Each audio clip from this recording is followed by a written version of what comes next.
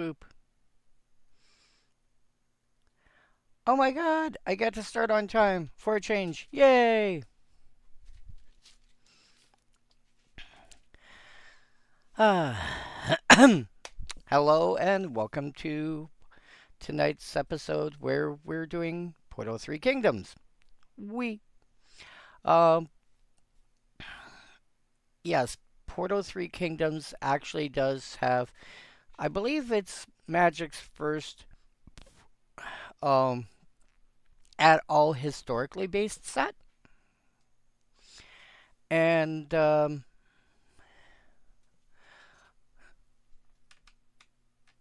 looks like somebody slapping their head. Oh, hello. Oh, that's a wave. Okay. Sorry, not an emote I recognize because, well, obviously it's from somebody else's channel. But, hello, Zero. I know. Surprise, surprise. I actually start on time for a change. Ah! But yeah, Portal 3 Kingdoms actually does have a historical background. If you check the notes for, I think it's when this goes up on YouTube, that I could actually put a nice long description, and that feels right. And give me just a sec. Uh, I checked Wikipedia real quick to see where exactly it came from because I could not remember if this was historically based or what's the word I'm looking for, like methodologically based. And apparently it was based on like a historical novel or something of that nature. And so a lot of the stuff that's in the set actually references things that did happen, or alternatively, it was like a story that took place, but the um, like the setting was historically accurate and stuff like that. Things like if you assume, and this is going to be a topic of some debate, I'm well aware, but if you assume the Bible is fiction, if, if, if, if you assume the Bible is fiction, but you take a look at everything that's being said in it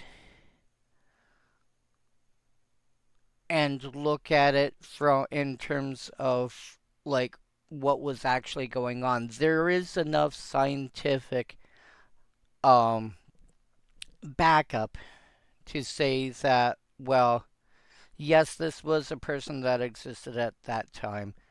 Yes, we have historical records on this event happening, so on and so forth. So even if you assume the Bible itself is fiction, and I'm not saying I subscribe to that fact, and I'm not saying any, I'm just saying if if you subscribe to the idea that the Bible is fiction, there's enough uh, accurate historical information to say that even if the stories are fake, everything else that surrounds it is accurate. So, what I'm saying is because I haven't actually looked into Romance of the Three Kingdoms, this could be a situation where the stories themselves might be made up, but everything that surrounds it is historically accurate, like the setting is historically accurate and so forth. And you get some people that do that. And I'm not saying it's right, I'm not saying it's wrong, I'm just saying this could be a thing. That being said, stuff with that much historical accuracy tends to be more accurate in more things than they're willing to, than maybe even the author realizes. And so all the names, for example, like Shu Defender and Kongming's contraptions. And I am aware that I'm going to, as far as the Chinese are concerned, I'm aware I'm going to badly mispronounce some of these names, and for that I apologize. I have not touched Chinese in any way, shape, or form since probably before I was 10, and I'm 54 now. And I had only learned a very, very little bit of it. Um, I used to be able to count to 10. I can't even remember how to do all that nowadays. Um, because some terms want to go, oh, when we just repeat the cycle. And it's like, no, it doesn't work that way.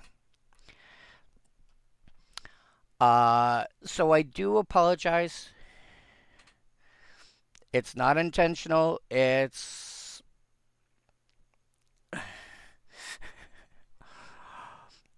I'm going to. I'm not going to try and pronounce it the way I think the Chinese should pronounce it. I'm going to pronounce it in a way that makes sense to my brain.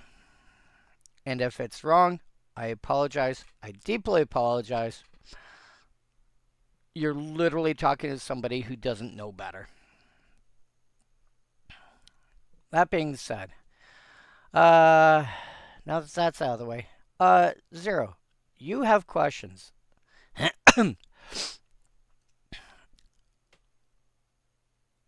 what what deck are you currently looking at before we get too far down this rabbit hole? Because this I don't think I'm going to get through every card in this set.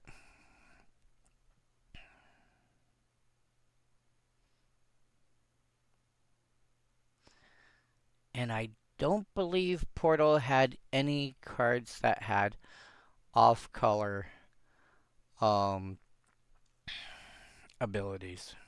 So I think at this point I'm safe just doing color equal, whatever. But yeah, Zero. What deck are you looking at, and what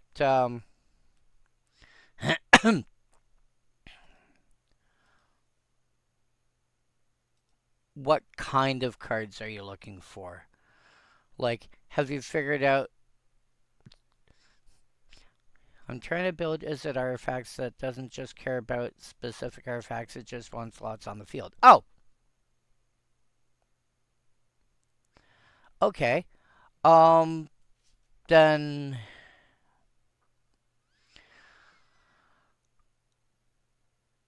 Card Market put out a recent video. Actually, no. Sorry. I lie here. It's not a recent video. It's a video I watched recently. History.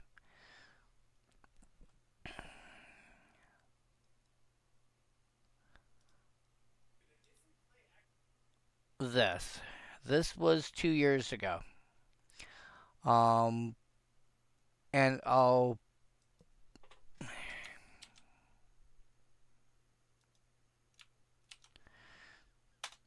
drop the link there for you. They've got a link in the comment or in the description with the actual lists.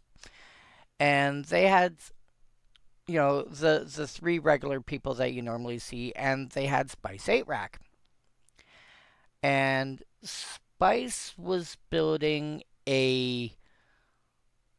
basically from what I could tell was building like mono red reanimator with artifacts. And so there are artifacts in there that you might have an interest in. Um, One that comes to mind is Mirror Battlesphere. Let me pull up Shojun. Shojun.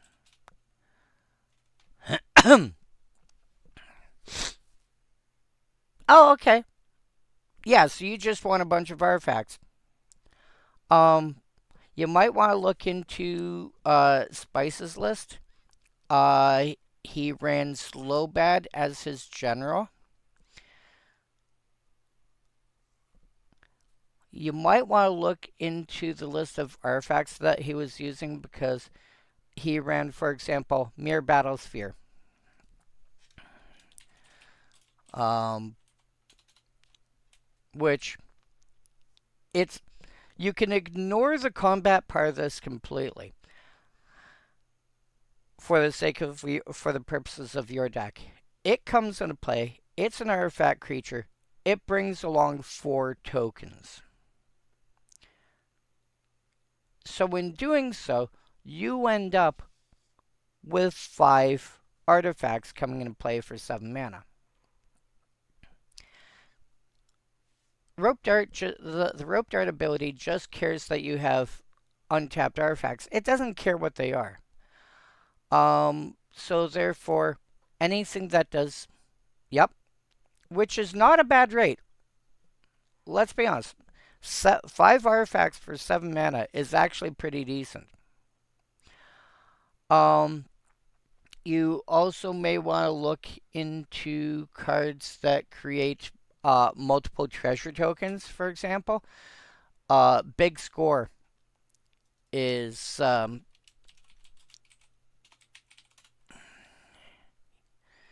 you know, it's 4 mana, pitch a card is an additional cost. Draw 2 cards and create 2 treasure tokens. So dig a little deeper into your deck and get 2 treasures, which are artifacts. So anything that can, potentially.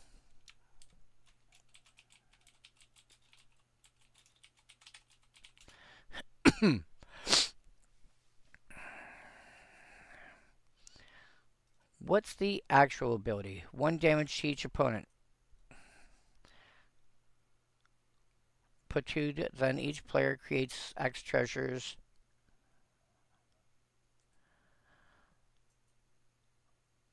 I mean, I could see it. It depends on how you want to build the deck.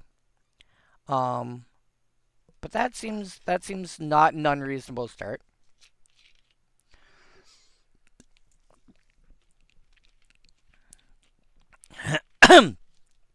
Anything that can generate a bunch of oh, also if you're running any reasonable, you don't have to run a lot, but any reasonable amount of treasure production, for example, um what do you call it? Manufactor.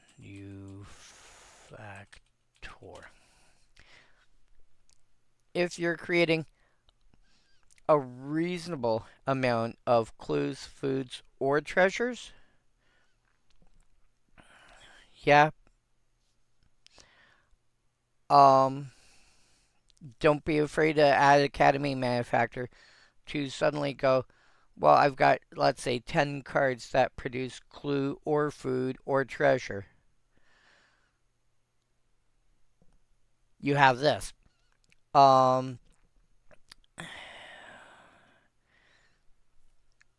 if be careful going down that rabbit hole though, because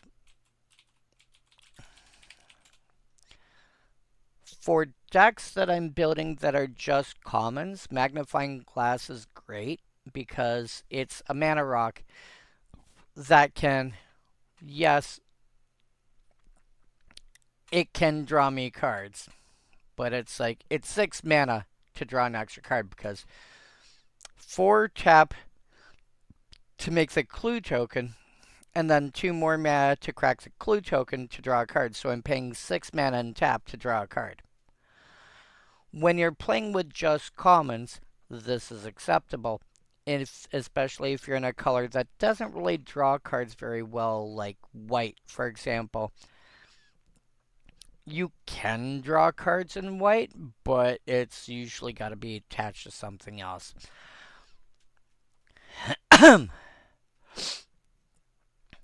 But this is not a card I would run in this is not a card I would run in Xiaojun. So just keep an eye on what you are running and what you're not. Gold vein, not, I can't remember what you're actually called. Goldspan Dragon. Also another card to consider for a deck like this. You know, whenever it attacks or becomes the target of a spell, you make a treasure. So basically, you attack, you make a treasure.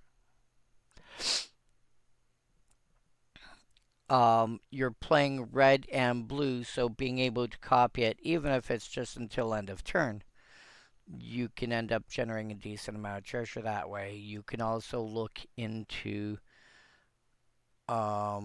Magda if you want ways to specifically create extra treasure. Clues and what was it? Clues and food. The food is going to be the harder one in this color scheme. Sure. Yeah, if you want to give me a link, if you want to put your link in, go ahead.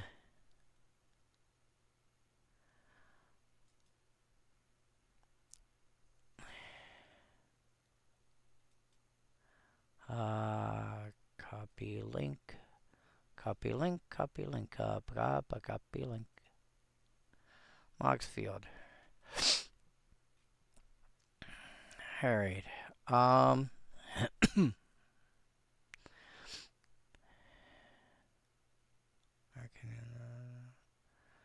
Negate.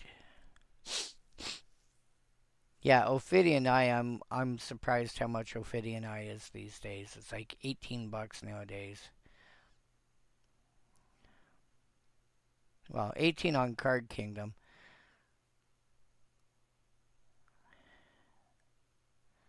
Yep. Whenever you make additional, whenever you cast artifacts.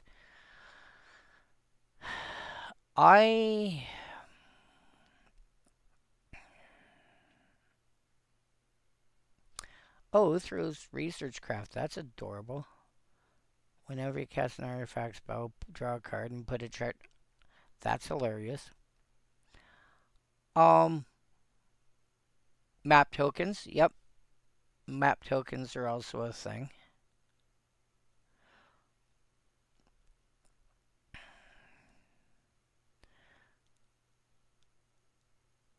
Also, if you're able to find any, because I'm not sure they exist, I don't specifically remember.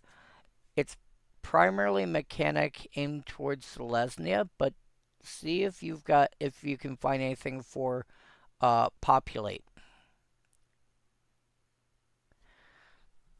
Because some of the tokens that you're going to be making, like efficient construction, are going to be artifact creatures. And so maybe you can make maybe you can populate the occasional additional token out of that. Whenever an artifact enters, yep.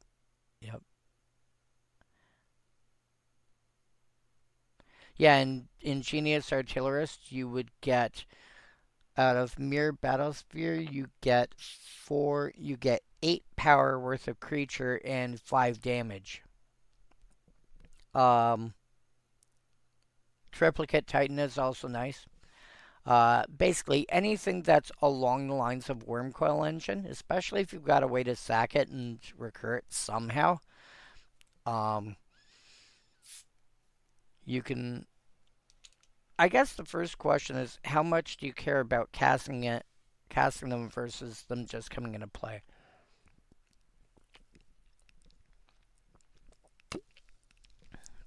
I forgot I had a drink already open. That should have been this one. Um,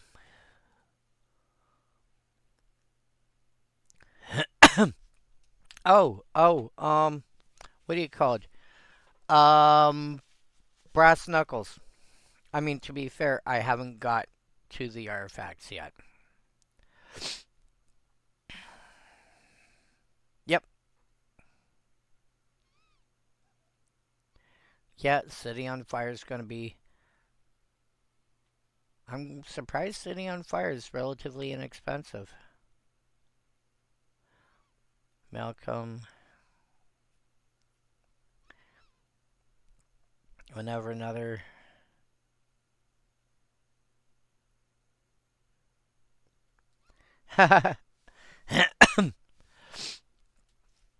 Sahili. Oh.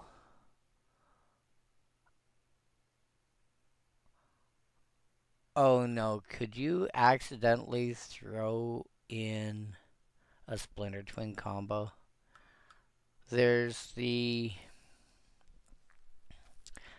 There's the old copycat deck, which was um a different Sahili Planeswalker and Felidar Guardian. Felidar Guardian's relevant ability blinked a permanent. Passes colors, Sensei's Vine-Top, Soul Ring, Arcane Signet. And so, let me see if I can pull it up real quick.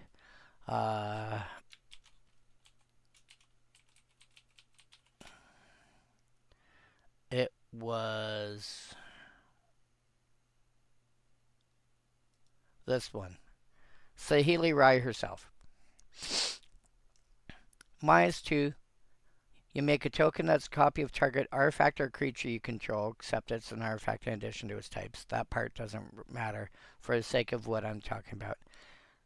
That token gains haste that excel at the beginning of the next end step. Felidar Guardian. When it enters, you may exile another target permanent you control, then return that card to the battlefield under its owner's control. So, you have Sahili in play. You drop Felidar Guardian, or the other way around. Felidar Guardian exiles Sahili, brings her back right away, because it doesn't say at the beginning of the next end step. It just says return to the battlefield under its owner's control. So you exile Sahili, bring her back. She comes back with full loyalty. You -2, make a copy of the Guardian. The Guardian token comes into play, makes a copy of Sahili, and you end up with an infinite number of hasty Felidar Guardians with which to attack your opponents. If you can replace Felidar Guardian with something that's blue that works similarly, i.e., returns the thing, it's a. You know what?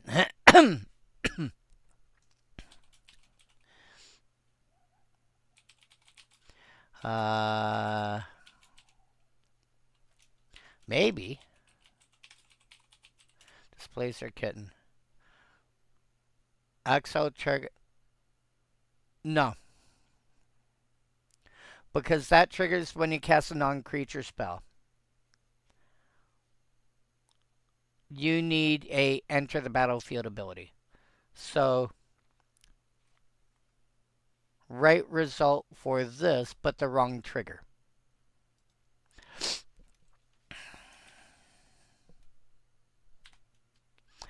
Uh,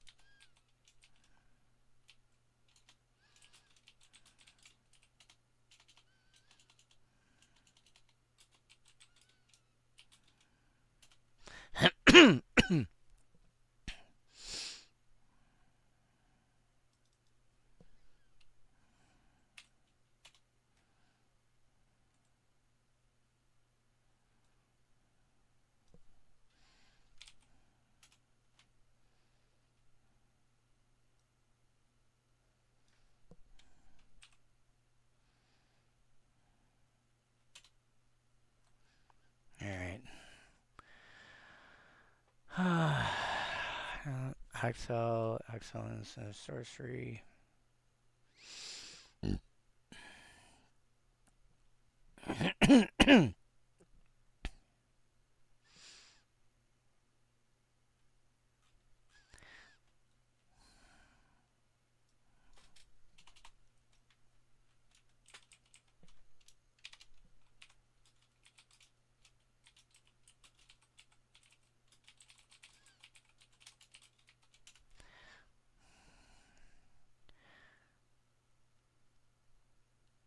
Next end step.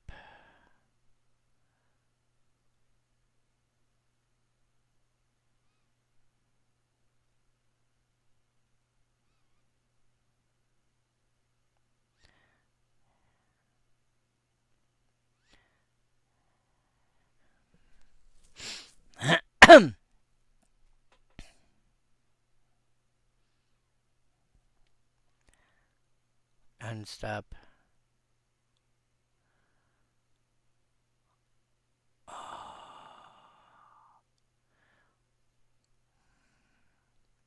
Damn it. I don't think you can. I think they.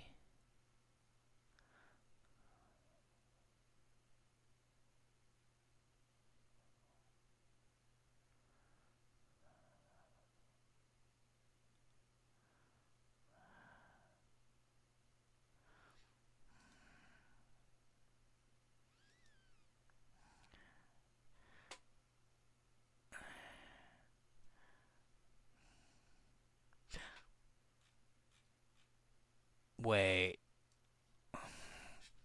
I'm gonna hate myself for this. What are you called?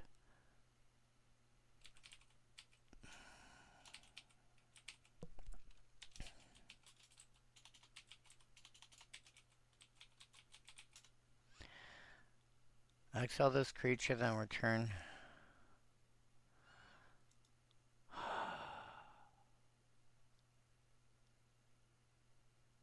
No, because Saheeli's not a creature.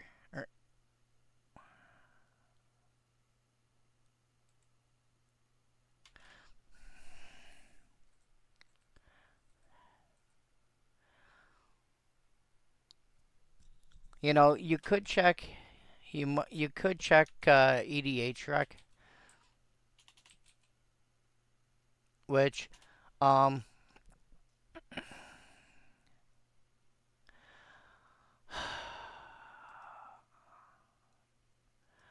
I always like to caution people about going to EDH rec. EDH rec is a great resource. What something I commonly see people doing is um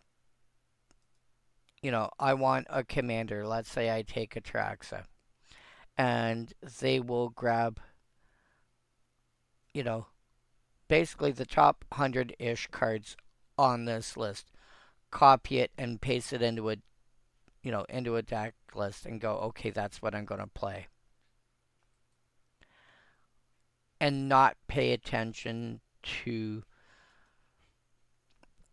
whether there's any synergy between, pieces in the deck. They'll just go sing, thunk, and that's my deck list. Yeah, EDH Rec has uses. You are looking at, is it?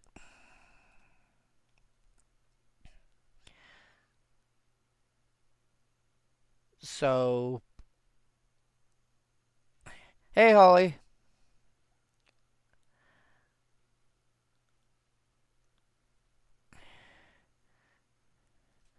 Malcolm, Near Infinite.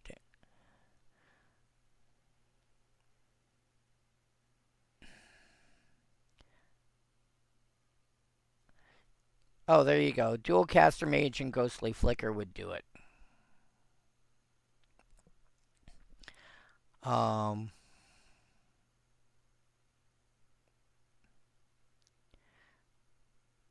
you. I would take a zip through. I would take a zip through here, see if anything catches your attention. I don't think it's a bad idea to have something in your deck just to go and like having something in your deck to say you should deal with this or you're going to die. Even in like a low tier deck. Sure. Well, are you trying to actively make sure it's a bracket 2 deck? And, you know, plus also it's a question of, well, do I need like 4 pieces to make it work? If I need 4 pieces to make it work. Oh, Holly, Holly, Holly. You don't know anything about the bracket system? Oh dear. Um, I think it was last year. Either last year or earlier this year, Wizards of the Coast decided to. You know how people were. No, no, no. That's. Brackets and tiers are two completely different things. You know how people will turn around and say, um, you know, well, what's how good is your deck? Well, my deck is a 7, but if I rank my deck as 7 out of 10, that's going to mean something different than if you rank your deck as 7 out of 10. Then that'll mean something different than if, say, LSV ranks his deck as 7 out of 10, or you know, so on and so forth. So they came up with a bracket system. Let's see if I can find it quickly.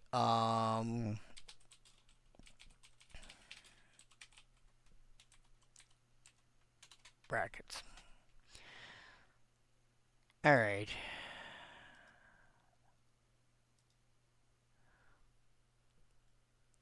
That is nope.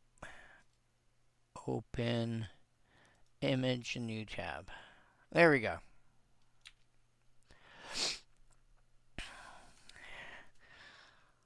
This is the short version of what the brackets are. One is like your ultra casual commander deck. This is like if I take basically my worst commons only decks. Or you've got things like or you have decks based on themes where the art is relevant. And then CEDH is at the other end, and then the brackets in between. All right, let me know when you're back, and I'll try and explain this a bit better for you then.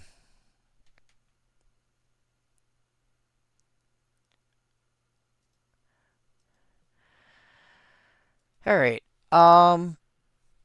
But yeah. Zero, back to what you were saying. The first place I would be looking for is anything that can, by itself, i.e., its own inherent abilities. It can create multiple artifacts. It doesn't ask you to cast certain spells, this, that, whatever. It just, um, Wormcoil Engine. It dies. It's a creature. It's an artifact. It'll die to pretty much anything. So it being able to split in half and become two artifacts is useful for you. Um, yeah, I didn't want to go too deep. Partly also because that link that I just sent you, you check out um you check out the list that Spice 8 Rack was playing. That'll probably give you. You can probably find more artifacts in there to do what you're looking for. Anything that will generate multiple artifacts either all at once or over time. Triplicate Titan is basically the bigger version of Wormcoil Engine. Anything that's got Myriad, Brass Knuckles comes into play and makes a token that's a copy of itself. Anything of that sort of nature at all.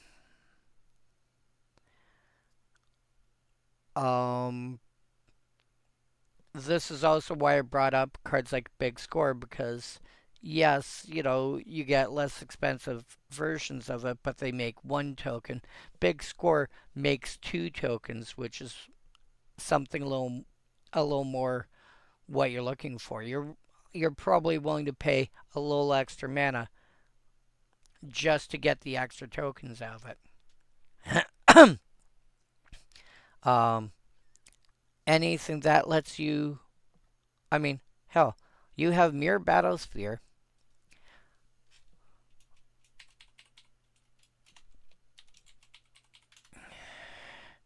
Like, imagine adding Kiki Jiki to that. Even if the Battlesphere itself dies at the end of turn, the 4 tokens that it created. I've wanted to build this deck ever since I played Kenway and she pulled. So yeah.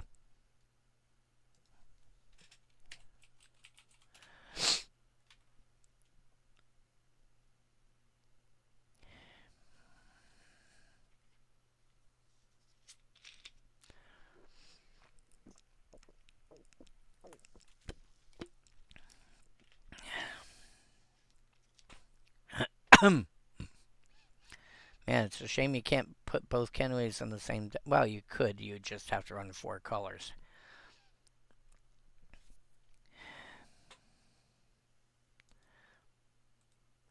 But yeah. And because you sacrifice at the end of turn,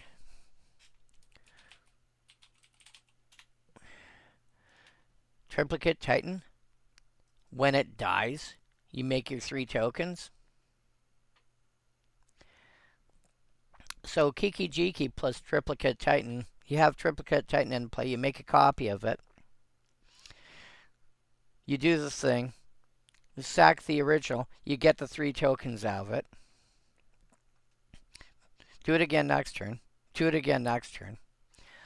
I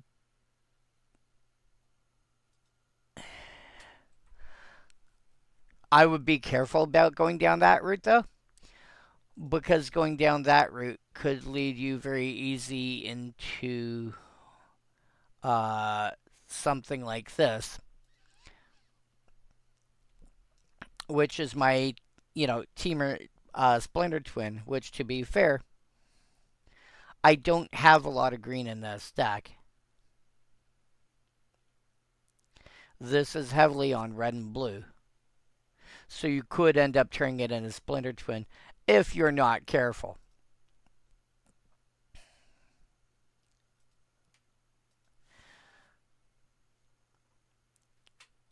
Yeah. Yeah, this is how some decks get built. They start off as one thing and morph into something completely different.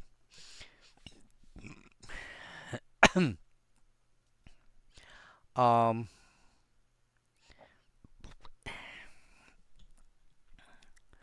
that being said, if you have enough artifacts that can create other artifacts somehow, um, you've got artifacts that come into play and make tokens. Like, is it number right? I can't remember what you're called. Number right schematic. This is a common. 2 mana when it enters or dies, basically. You make a 1/1 construct. This is 2 mana. You're getting 2 artifacts. If you've got a way to blow this up, you get a third one.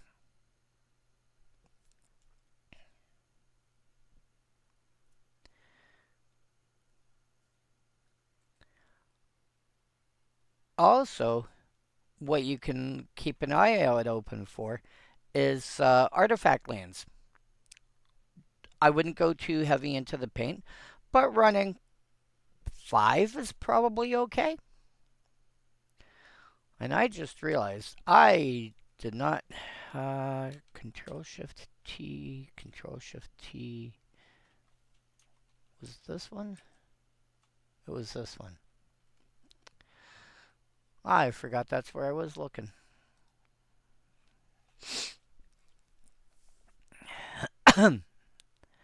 uh.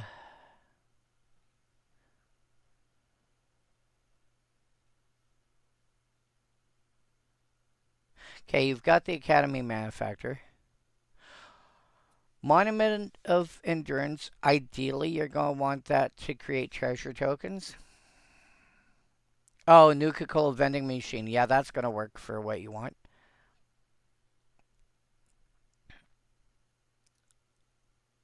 You have the Mere Battlesphere. Okay.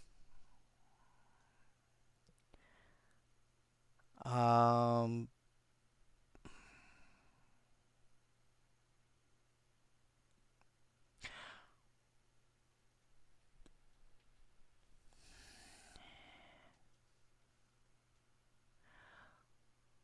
I would I would cut I would cut a land and run the red blue bridge. I can't remember what it's called, but I would run the bridge. Um, you can probably okay. You've got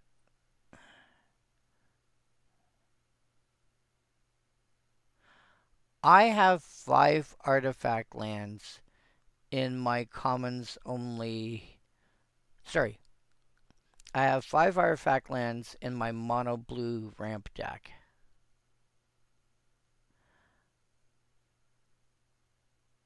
So you can probably run.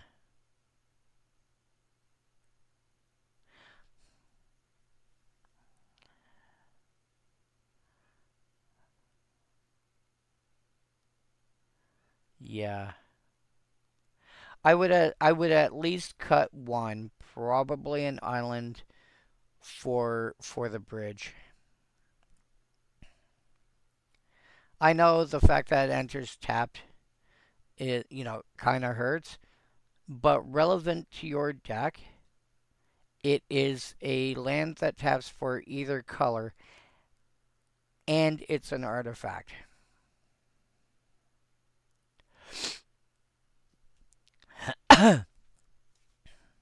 You have yes, you have visit signet. Okay. Um,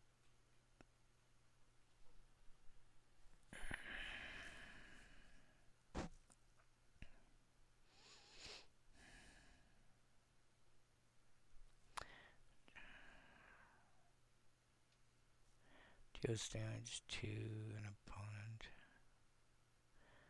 Whenever enchanted creature. Ophidian Eye is literally the same as Curiosity, except it also has Flash.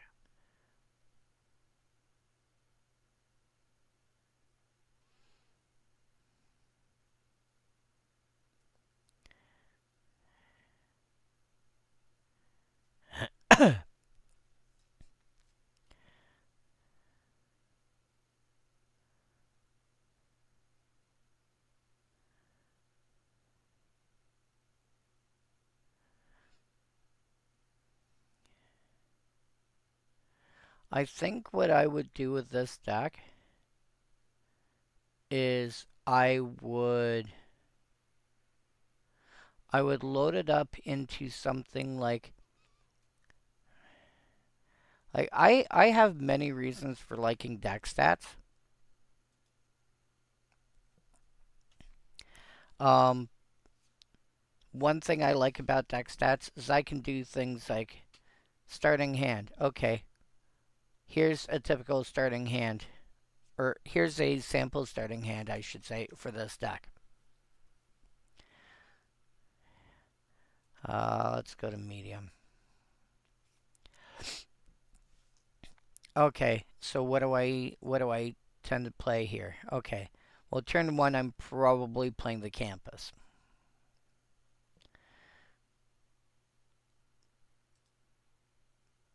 Add another card. Okay, I got a Triumph. Uh, yeah. Okay. Then play test it a few times. Go through, see how it feels. Um, is there anything you think it's missing? Are you missing some kind of removal, for example? You know, uh, although, I mean, thing is, Sigil of Sleep is nice, but it's a one of, and is that going to be enough? And do you have anything else that does what it does?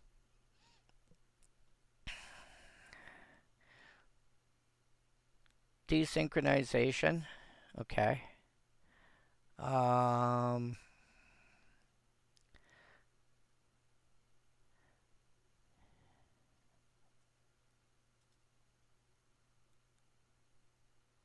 yeah, I would give it I would play test I would go through a few play tests, see how it feels, and then and try and keep in mind the sort of things that your opponent is likely to have. Like if I go, okay, I play this on turn one, I play this on turn two.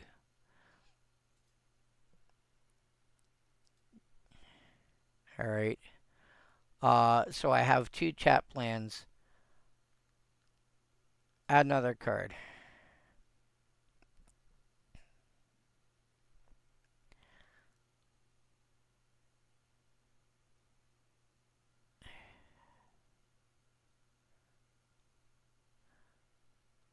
I really want a red source. I have you. I want another red. I'm going to be keeping my eyes open specifically for a red source because if I play this on turn three, let's say I play.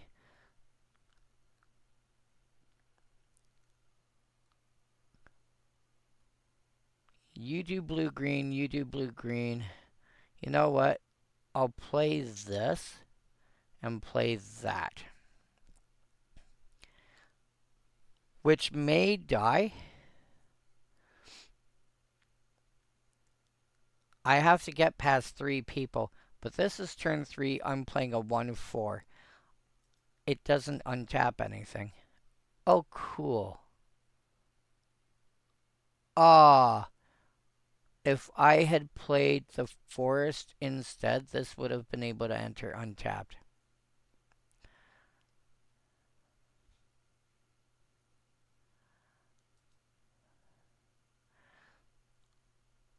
Yeah, I was going to do that. I was considering doing this. If I do that, I reveal this.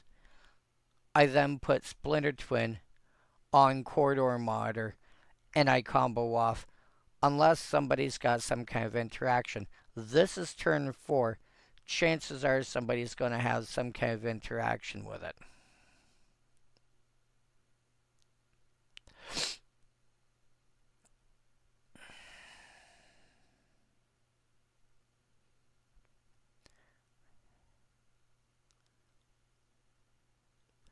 I expect somebody to have either some kind of removal for the modder or some kind of counter spell for the twin. If they don't, the game is over.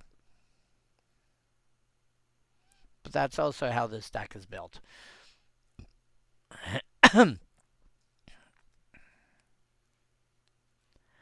um, yeah, I I would not be unhappy to see some kind of like 3 card, 4 card, or late game combo in a deck like this.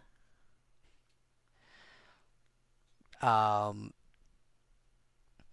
let's say it's a 4 card combo.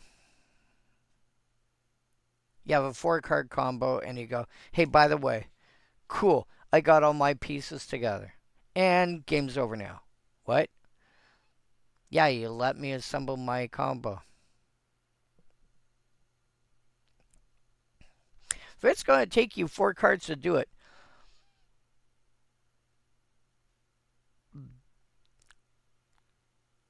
somebody should have been paying attention. If nobody's paying attention and you got 3 cards out and nobody's going, wait a sec, you have A, B, and C that work together this way. All you need is a card that does D.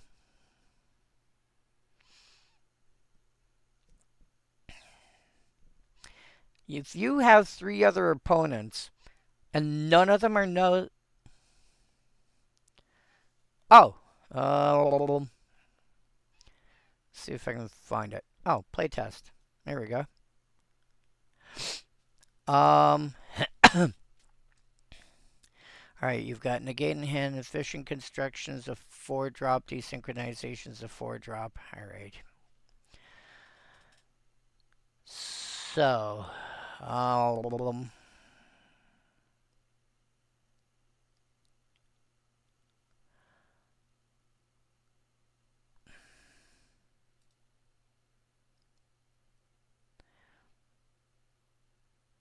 yeah, let's go with that. Nah, let's go with something that does something. Do they? I'm sad. None of the sleeves do anything. Okay, let's go with that. Nah. Let's go Sapphire. Sapphire's fun. Presumably these are based on Dragon Shield colors. Anyway. Alright.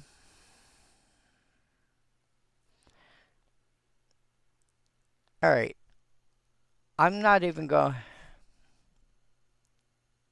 Yeah. So draw for. Okay. Arcane Denial, so I've got 2 counter spells in hand. They already know who my general is by then. I don't really have much, so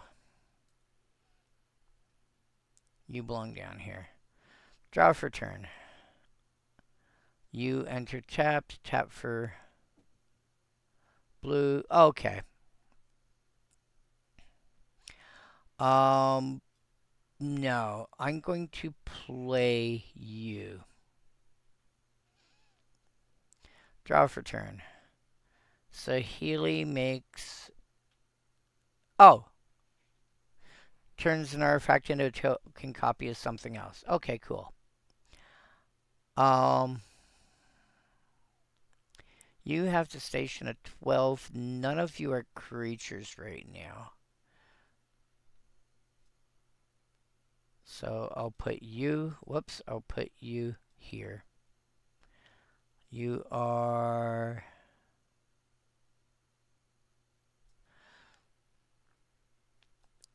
Cast you now. Realistically, your opponent's not gonna.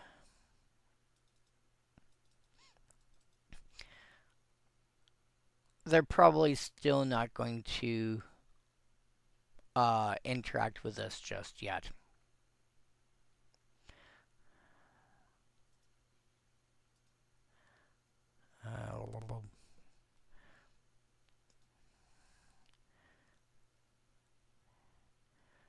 Draw. You are... What are you? Oh! I could have actually...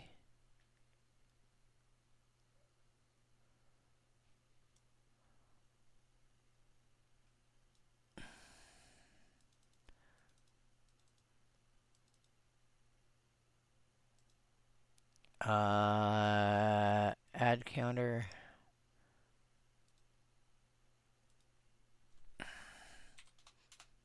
There.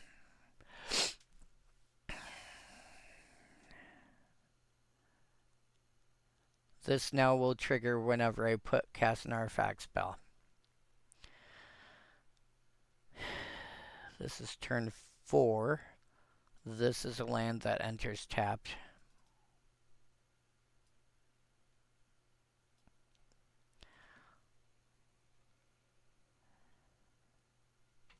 Yeah.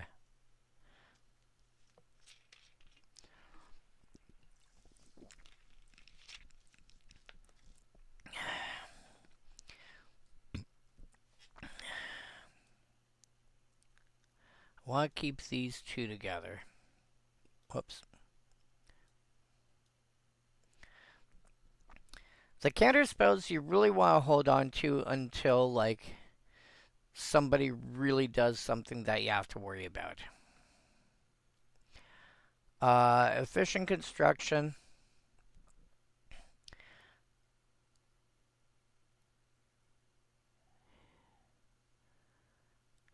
Efficient construction. Basically, efficient construction and Saheeli are basically the same card in this context. You cast a non-creature spell, you make a token. You cast an artifact spell, you make a token.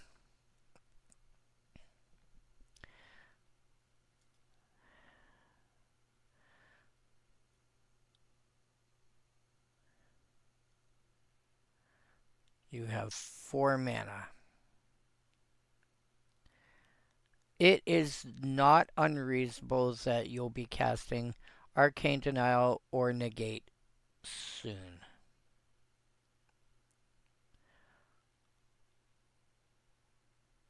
You probably want to use Negate first because it is... You probably want to use Negate first because it's more likely... Like, it's less flexible.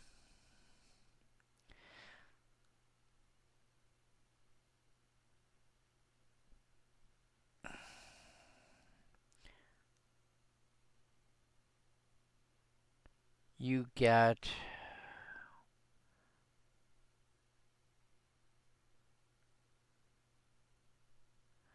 I think I'm just going to crew this again. Set this to 6 now. Whenever you cast an artifact spell, draw a card and put a charge counter on it. So you know what? I'm going to see what happens.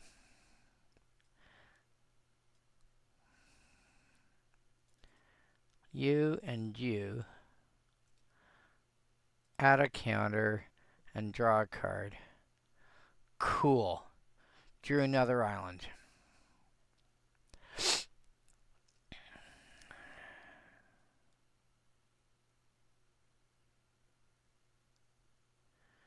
I kind of want to drop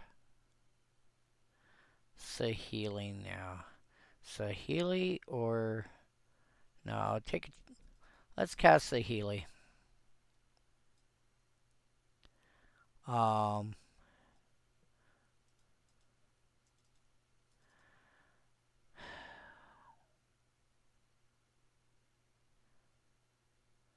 Which...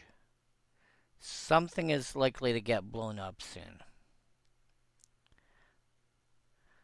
You're the general. You're only being used to crew this right now.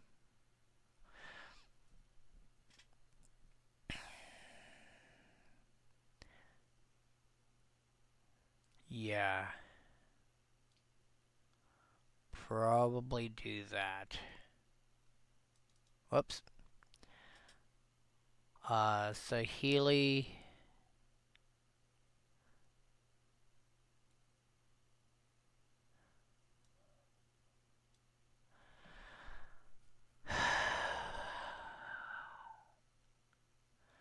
Yeah, but this can also be done at any time.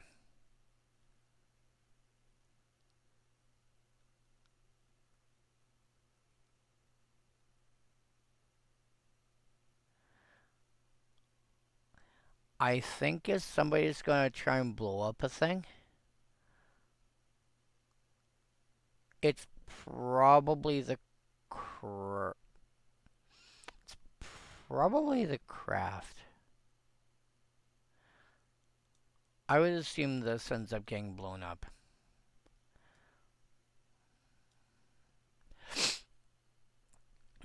In response, you turn around and use the use Xiaojun to ping your opponent. Oh, talisman, nice. Give me a talisman. You make a servo. Whoops. Add token servo off of that.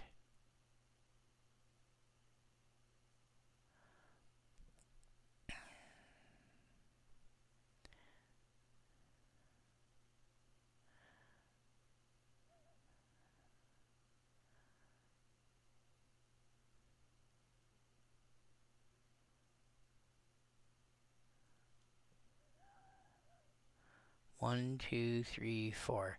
You know what? I'm gonna cast this,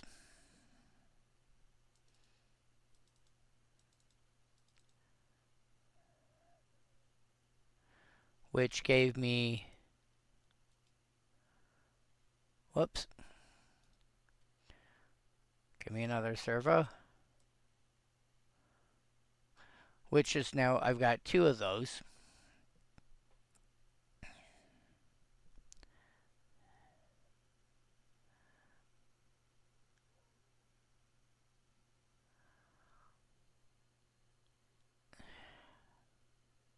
I want something where I can sack stuff to draw cards.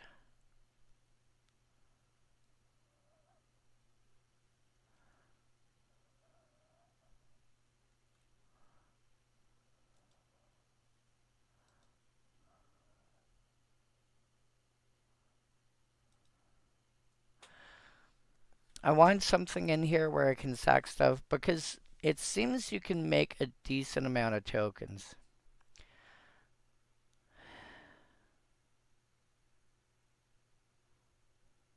Although you do have Ophidian Eye and Curiosity in here.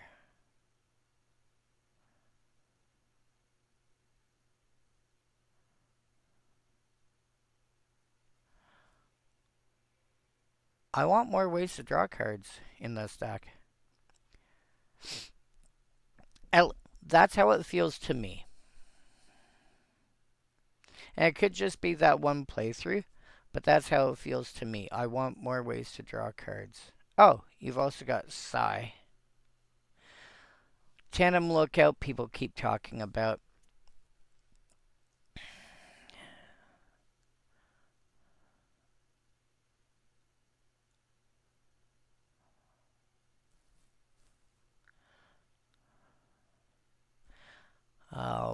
Is there a way to sacrifice an artifact?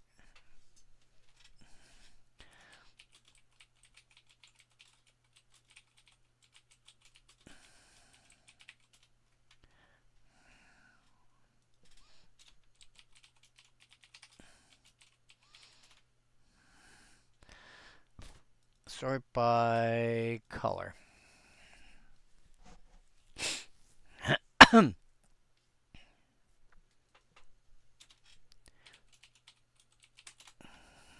Oh, wow.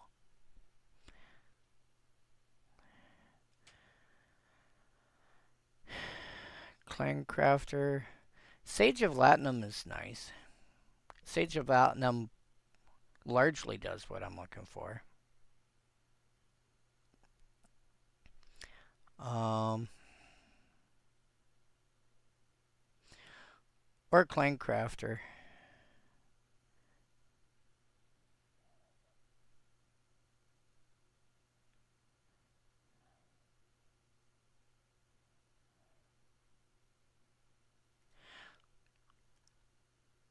Trading post doesn't make artifacts.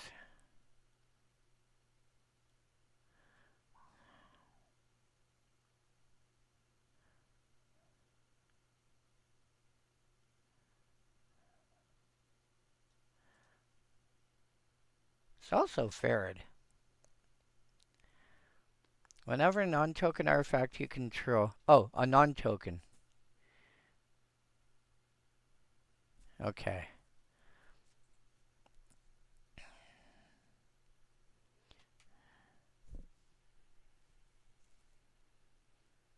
Yeah.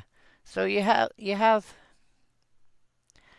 options. I would probably go with a clan crafter just because you can, pump that more often.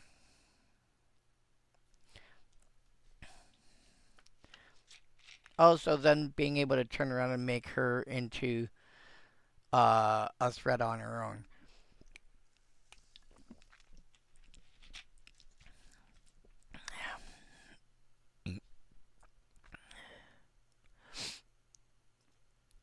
I say it's a reasonable starting point, and it's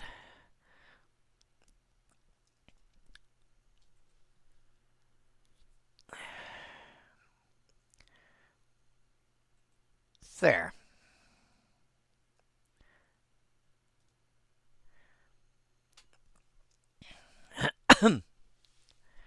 There. Um,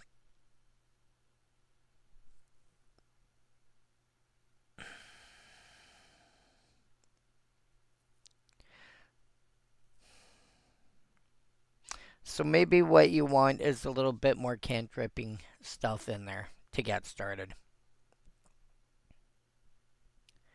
To be fair, that also feels a little bit like my mono blue common stack. Where are you? Uh,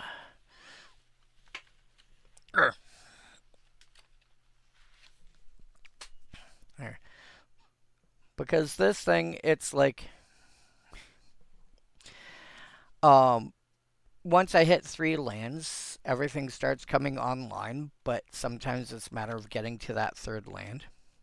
But if I've got an opening hand with this thing with 3 lands, I'm like, I'm keeping it. I don't care what the rest of it is, because I will dig into the rest of the stuff eventually.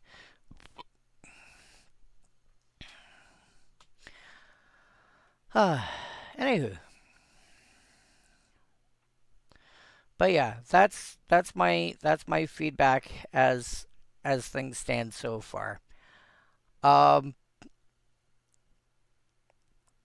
when you're gold fishing, like you've played enough games of Commander by now, you've seen the sort of cards people play. Don't even when you're gold fishing, don't think in terms of somebody probably has this specific card. Think in terms of they have this general category of card. Like you took a look at how I was gold fishing, and it was um turn 4. Well, they probably have an answer to this by they probably have an answer to something by now. If they do, it's probably this that they're getting rid of. It doesn't matter whether they have Swords of Plowshares or Terminate or Boomerang or whatever. It doesn't even matter whether you're looking at, Swords of Plowshares versus Disenchant sort of thing. You're against 3 other people. Somebody probably has an answer to something that you're doing. When is somebody likely to play something? Oh, they see you're doing something that could start getting dangerous. I should probably stop that.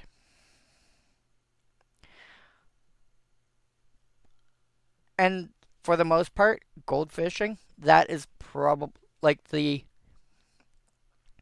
more specific way would be having 2 deck lists up and playing them off against each other. But realistically, it just simply boils down to what are people likely to answer and when. And, you know, when I was gold fishing my Teamer Twin deck at that point, if they did not stop either Splendor Twin or Corridor Monitor, the game was over.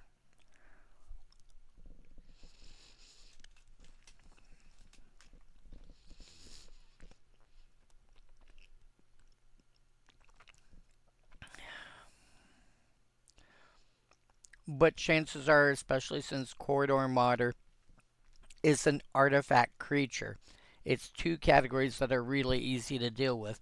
Chances are somebody's going, "Oh, kill that now."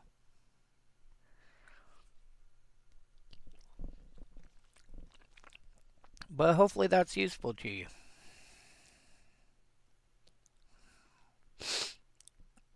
And now on to Portal 3 Kingdoms. Yay! Um, for the most part, this falls in line with most of the other Portal sets. Everything is simplified. It's creatures, sorceries, and lands. And your lands are your basic lands. And that's basically it.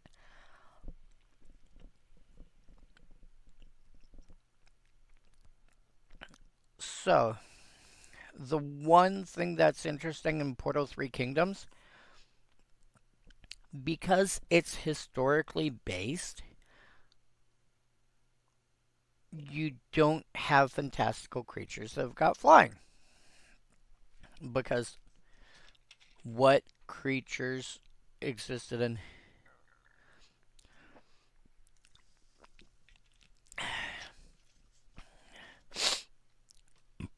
I have the skills to know what's dangerous. I'm terrible at judging when it will be played without context. When you're gold fishing, you don't need to know specifics. You just need to know, for example, by turn 4, it is likely that somebody will have something that can deal with something I'm trying to do.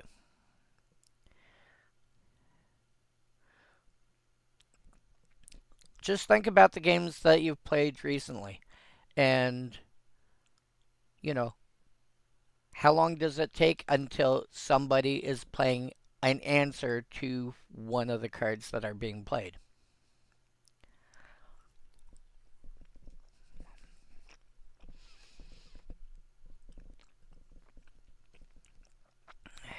It's like, think back to the last game that you remember playing. It doesn't have to be the last game that you played, just the last one you remember. And think back. You don't have to remember specific contexts.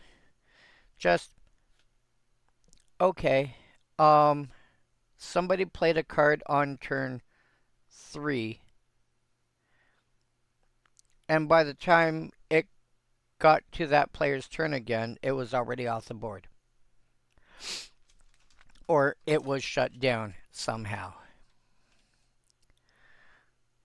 Uh, 3 or 4 turns later, there was a mass removal spell. You know, and all the creatures on the board were gone.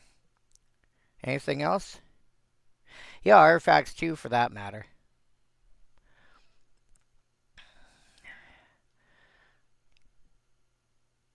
Or if that doesn't help, um, watch some YouTube videos of people playing Commander. MTG Goldfish has a commander uh gameplay thing that they do regularly. I think it's once a week or once every couple of weeks. So does Card Market. Just watch them, and you can even mute them and play it at like triple speed or whatever. And just pay attention less to what specific cards are being played and more what general kinds of cards are being played. This isn't Swords of Plowshares. It's creature removal. All right. I'm I'm probably over explaining. I apologize. I do have a tendency to doing that. My brain says somebody's asking for help and it goes into over, you know, was it mouthing gear, brain in neutral? You know how it goes.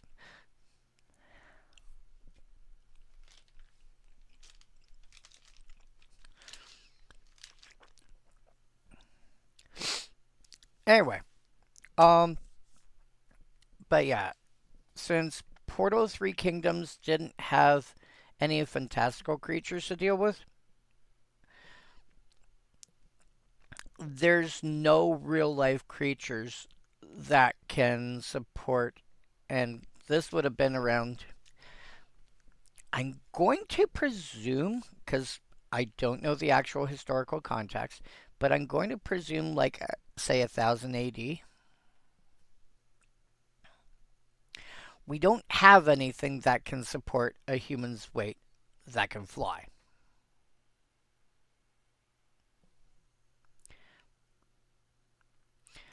So they replaced flying.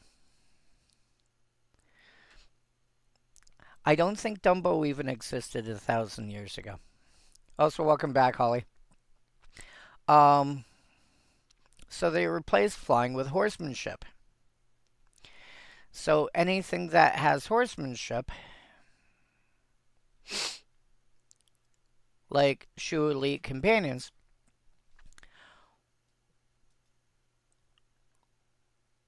worked just the way flying does, but it's not flying. So creatures with horsemanship can only be blocked by other creatures with horsemanship.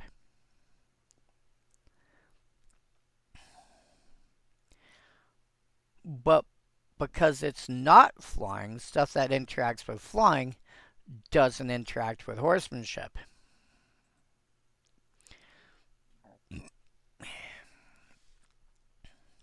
That is basically the number one. I'll call it. You could say it's a change. It's the basically the only time that you will see horsemanship is in something Portal 3 Kingdom based, realistically.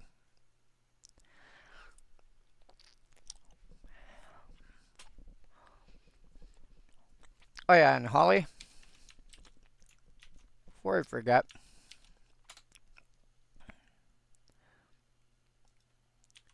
take a look at that. I'll explain that in a bit. I haven't got a chance to start working on the actual cards yet. But I'll let you scan that over for a bit and get some ideas. So Shu Defender. 3 mana for a 2-2.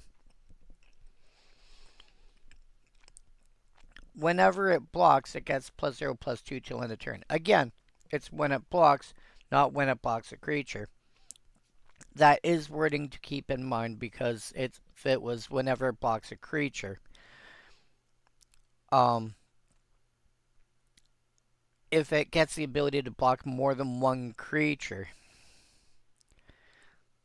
it will trigger for each creature it blocks.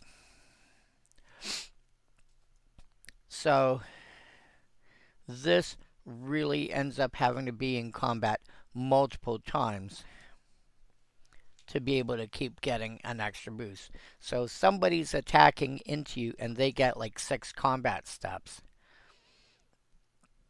This could end up getting bigger and bigger and bigger if it survives them. But, like, it's okay.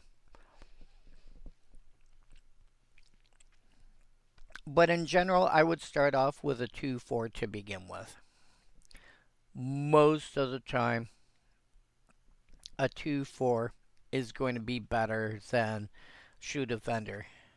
I would say probably in 98% of circumstances, you really need somebody who can attack multiple times in a single turn. Um, and if you're trying this for a Toughness Matters deck, you're looking at a 3 mana 4/4. You can get a 1 mana 4/4 in that context. Um, Yoked Oxford, for example. Just start off with a straight up 0/4. And actually, this wouldn't be a 4/4 either, because this only triggers when it blocks. Just play Yoked Ox. That being said, the number one place I can see this legitimately being played is when you start looking at things that aren't mechanical in nature. What? Things that aren't mechanical in nature. Things based on the flavor text. Things based on the artwork. Um, Something of that nature. That I can see it being played.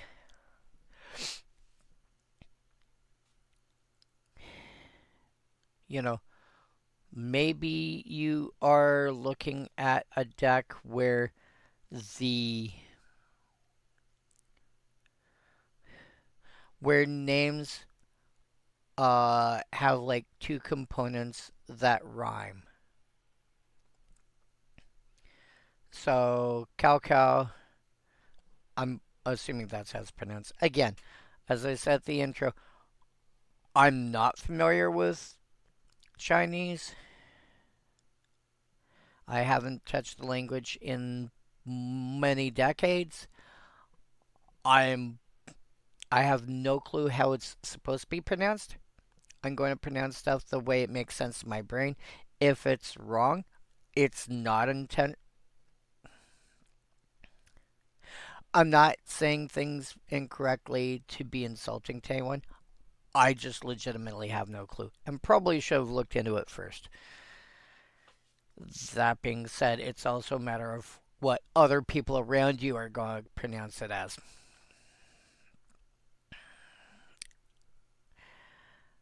And unfortunately, a lot of people around the area I live in think like English is the only language that exists, which tends to influence how people are going to pronounce stuff. Uh, Not my choice, just what I'm stuck dealing with. Anyway, but yeah, you get names like Cow or Kiki Jiki or similar names that even if the components aren't the same, they sound alike. I could see it being in a deck based on that. Virtuous Charge, I glanced at this for my commons only mono white deck.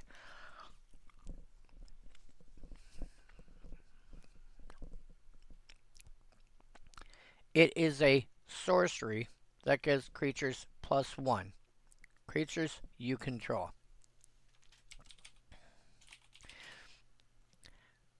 Consider Charge, which has got the exact same text, is an instant and only costs a single mana.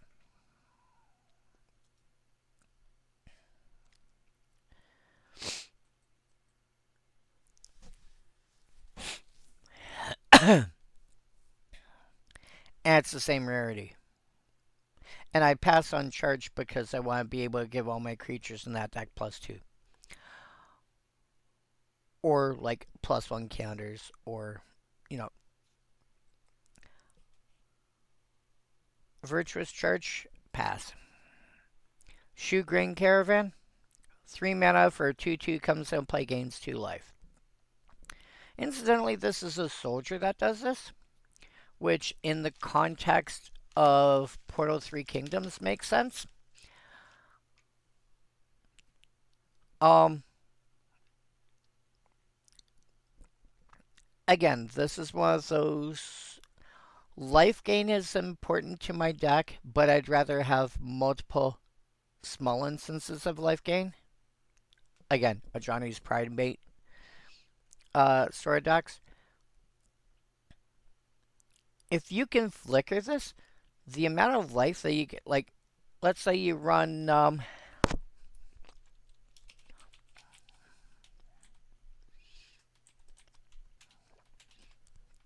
Eldrazi Displacer. That means that for every 3 mana,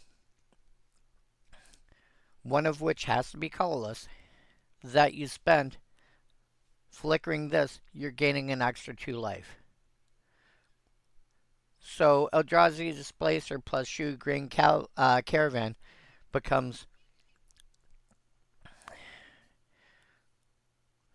basically 3 mana, colon, gain 2 life.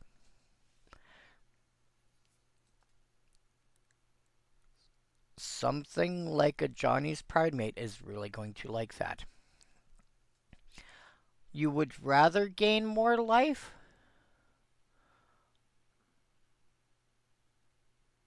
But a Johnny's Pride Mate cares more about gaining, having multiple small instances of life gain rather than one big instance of life gain. So, might be a thing that if you can pin one down easily enough, might be a thing that you want for a deck like that. Also, the fact that it's a soldier that gains life and not a cleric, for example, which is what you commonly have.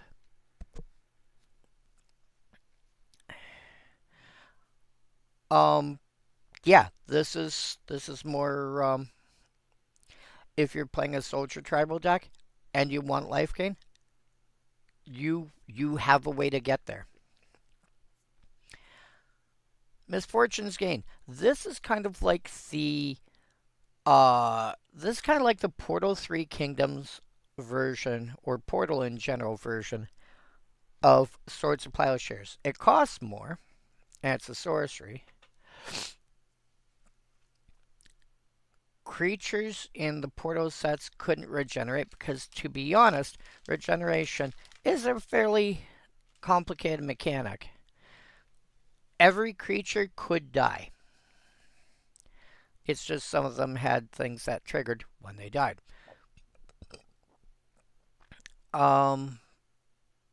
So, destroy target creature, its owner gains 4 life. They tried replacing variables with fixed numbers.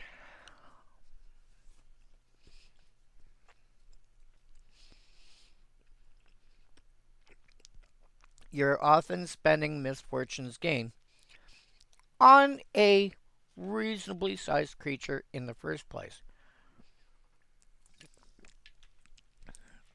It is rare that you would bother spending a card like this, regardless of the cost, on a 1/1 or a 2/2, maybe a 3/3, because you could just play a creature that will block it or something of that. It's not worth spending the effort on it. A 1/1, I'll throw another creature in play, and if it tries to attack, it dies. Unless the 1/1 or 2/2 or whatever has got some other relevant ability. But if it's just there to be a creature, play another creature. A 3/3 starts getting to be about the size where, well, I can't just play a cheap creature. I either have to put some effort into my creature or play some kind of removal. Those are the kind of size where it's, the actual stats on your creatures matter more. So yeah, 3/3, 4/4 feels about right for what Swords of Plowshares would do if it was being ported over to Portal 3 Kingdoms. It costs 4 mana, which is a lot. But they probably also felt that Swords of Plowshares was too much. consider also at by this point, because this is 1999, I believe pacifism already existed by then, which was 2 mana to stop a creature from being able to attack or block. But the creature's still on the board. It still has its triggered and activated abilities. Arrest, I don't think had come out yet. So you're probably looking at 3 mana to get it, like, to completely shut down a creature. You might be looking at 4 mana to get off the board. Also, compare that in black. The closest analog would be Dark Banishing. 1 black plus 2, destroy target non-black creature. It can't be regenerated. So 4 mana to blow up a creature outright is probably about right at that point in time.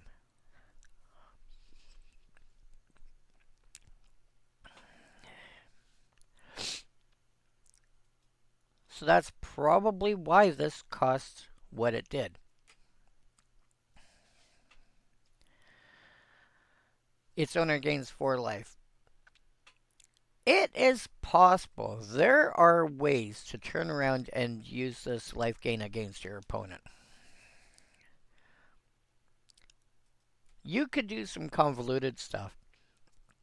Like if your opponent's got some kind of like Lich style effect, i.e., in this context, whenever I gain life, I draw that many cards. If they have that in play,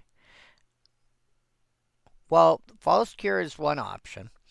I was thinking if they've got something along the lines of life, or of Lich, where whenever they gain life, they draw cards.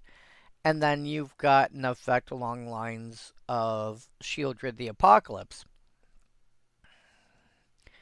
That means for every life they gain, so they gain 4 life, so they draw 4 cards,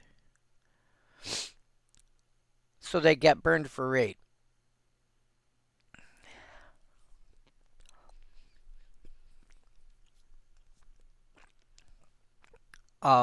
Effects that just simply say that players can't gain life or opponents can't gain life is a thing.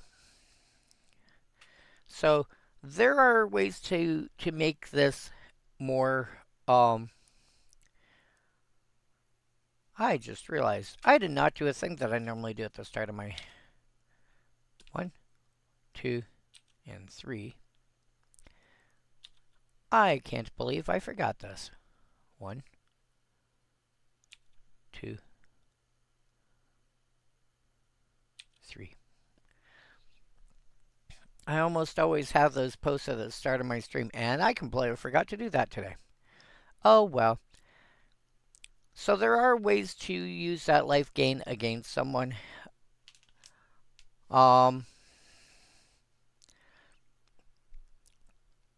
False Cure, is that? No, that's not the one I'm thinking of. What? No, maybe it is. What's the one that, at the, oh! Donate Transcendence to them.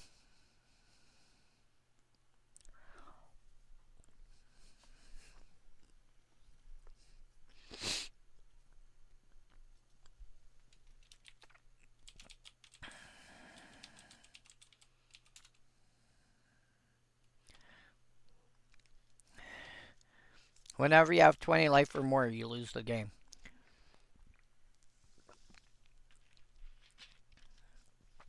Get your life total low enough so it's under 20. Play Transcendence, give it to your opponent, and then start using cards like Misfortune's Gain.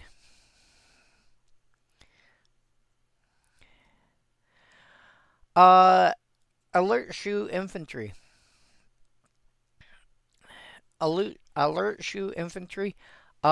This did not take long to become a 2/2 Vigilance for double white.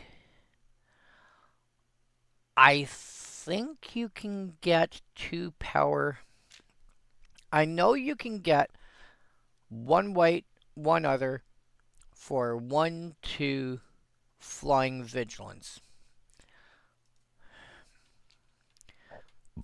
Power equal to toughness equal to mana value.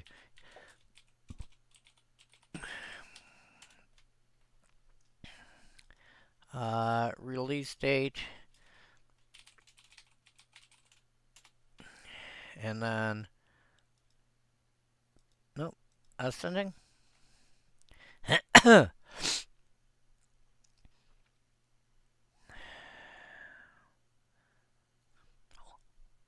Loyal Cathar gave it to us. Sentinel's Liver was a 2/2 vigilance, basically, for white +1. Herald of Demoka, same thing. So yeah, by 2013 or so, you could start getting it at common.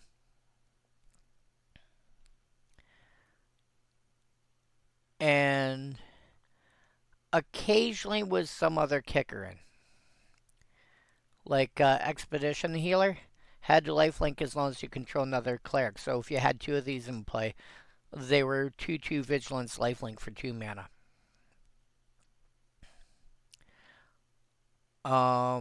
Phalanx Vanguard. Whenever another artifact enters under your control, gets +1/+0 to land a turn. Eastmark Cavalier. Whenever it deals damage to a goblin or orc, destroy that creature.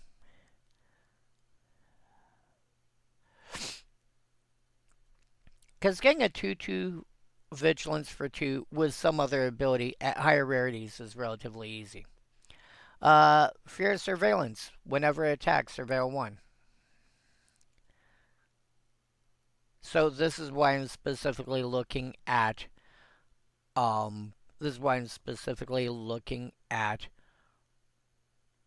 commons, because that's where I find it's more interesting to see what's happened since then.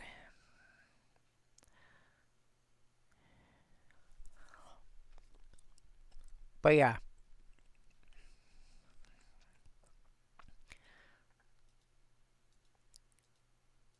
So now you can cut a full mana off of this and start giving it some kind of minor ability as well. So again, unless you've got some like flavor reason for this, and this was uncommon. At which point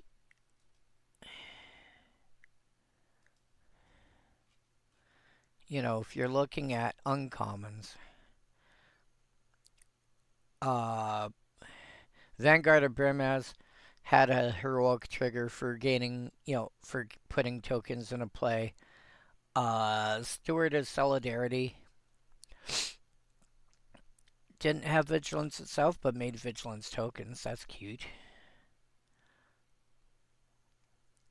Cliffside Rescuer, you could sack it to give a permanent protection from each of your opponents till end of turn. Oh, that's adorable.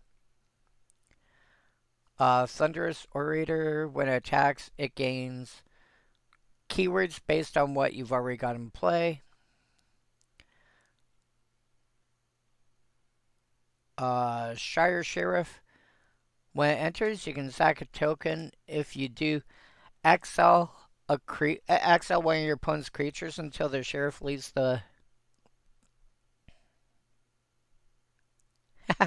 You're arrested for gate breaking and tearing up of rules and trespassing and bribing guards with food. That's adorable.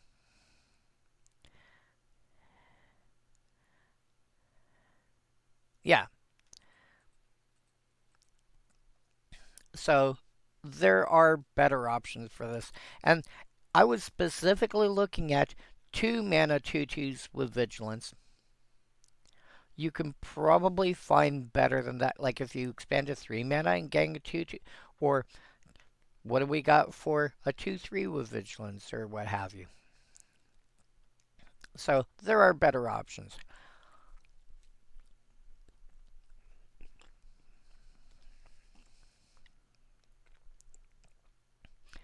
Shu Elite Infantry. This is basically, your white hill giant. And again, 4 mana for a 3/3. A 4 mana 3/3, even at common, should have something else going on to it. If you have a flavor reason to run it, I'm sorry, even if you're playing with just vanilla creatures, 4 mana for a 3/3 in white, you should be able to get probably. Know what? Is vanilla ID equal white, mana value equal 4. Basada Knight, I can make an argument for because the body part is a 3/3, but it's got this attached to it. I would generally take a 2/4 instead.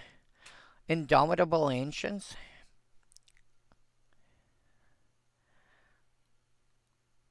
Indomitable Ancients plus Kami of Old Stone. Who is going to try and attack through a 2/10 and a 1/7 that are 4 drops? There's Looming Altusaur to go with it. You know what? Apart from those, you've got a 2/5 which averages to a 3/4. You've got a couple of those and you got a couple of 2/4s. I cannot believe that a 3/3 is reasonable for a white creature at 4 mana. Like a vanilla white creature.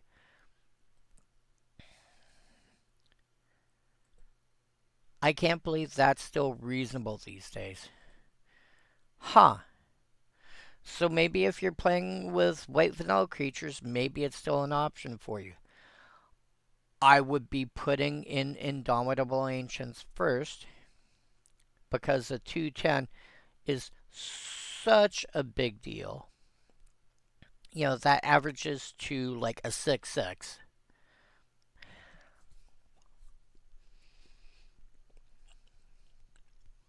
Yeah, probably.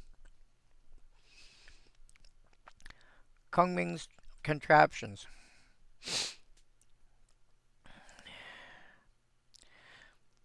Again, the way a lot of these cards are worded. I love the wording they use for these abilities. It is such more. It is so much easier to read and pick up right away what it's actually saying. After you're attacked, before you declare blockers.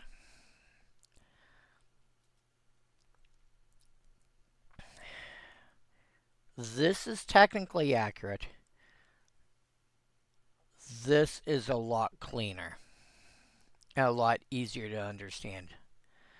Activate only during the declare attacker's step and only if you've been attacked this step.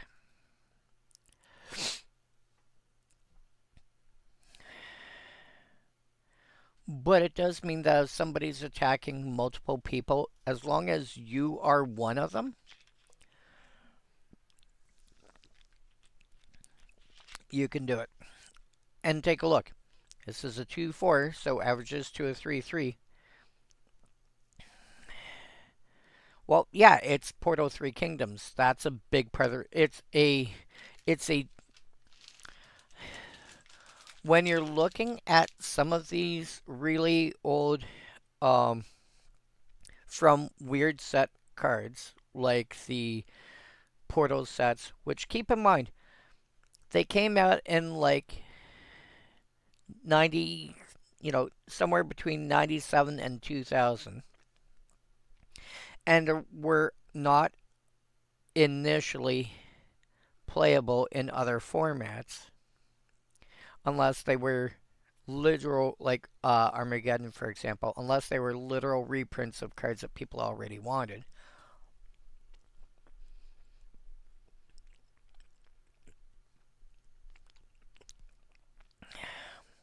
So you might learn how to play a deck out of nothing but portal cards, or how to play the game out of nothing but portal cards. You couldn't take that to even a low level tournament and play your deck.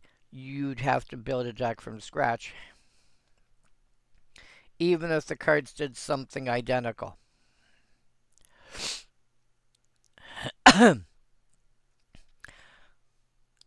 So they weren't that widely open or anything like that.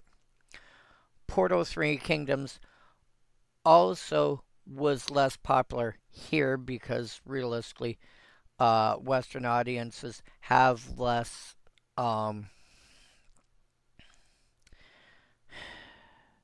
we have less understanding of what's going on. It was more aimed towards, towards the Asian market, primarily Chinese. Let's be realistic here, because it was based on, you know, stuff from Chinese's historical background. China's historical background. And so anything that's a reasonable card to begin with is going to be worth a lot more. So yeah, this is a 2/4 creature which averages to the same as Shu Elite Infantry, 3/3, 2/4, basically roughly balance out. It's the same mana cost. And as long as you are being attacked,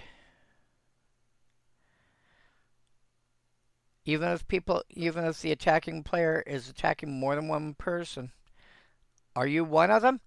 Cool. Tap. This deals 2 damage to target attacking creature.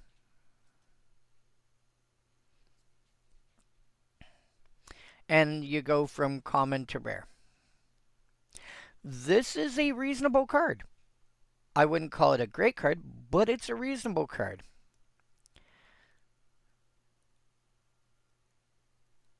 Like a non-portal card, imagine that without this line. Would you play that? Like, depending on the kind of decks you're playing, would you play that?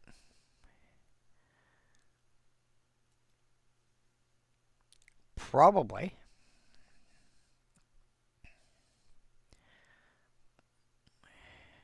Not an unreasonable card? Yeah, I'd be okay with that. Shoe Soldier Farmers. Again, soldier type because it makes more sense in the context of Portal 3 Kingdoms. Clerics, priests, whatever you want to refer to them as. Much less common a thing. 5 mana, 2/4. When it enters, you gain 4 life. I really wish this was more 4 mana for 2/4. I could probably get away with a 1/4. It's just, I'm sorry. I like the symmetry. I like the balance.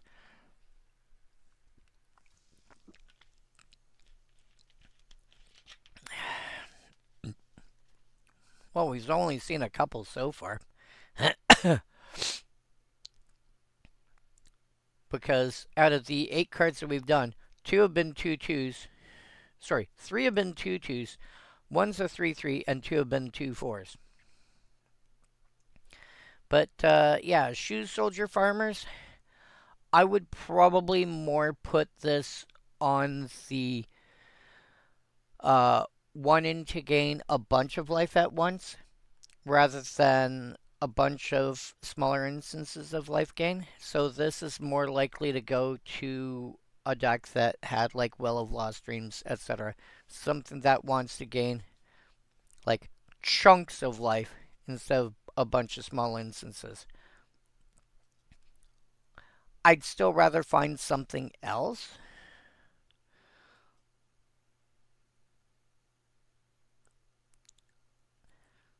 Yeah, you should be able to gain.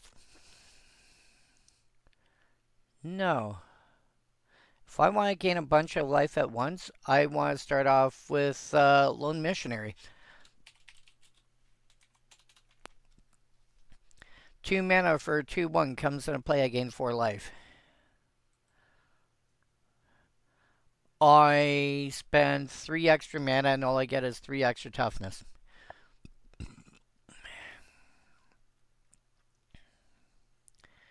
Yeah.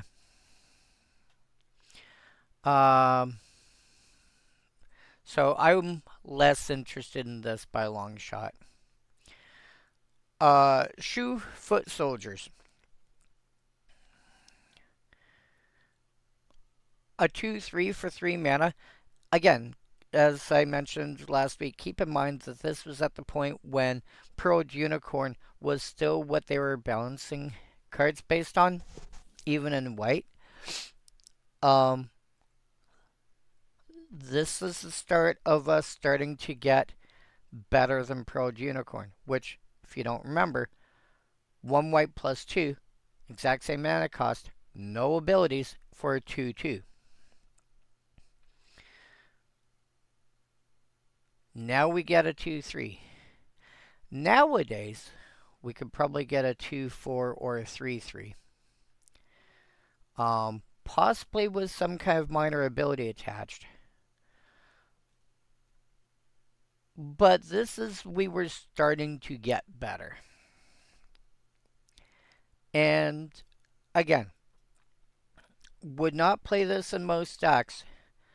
But if you're playing a deck that is based on something outside the mechanical parts of the deck, if you're playing based on something based around the artwork or or the name or the flavor text, like I see Foot Soldiers, the first thing going through my head is foot.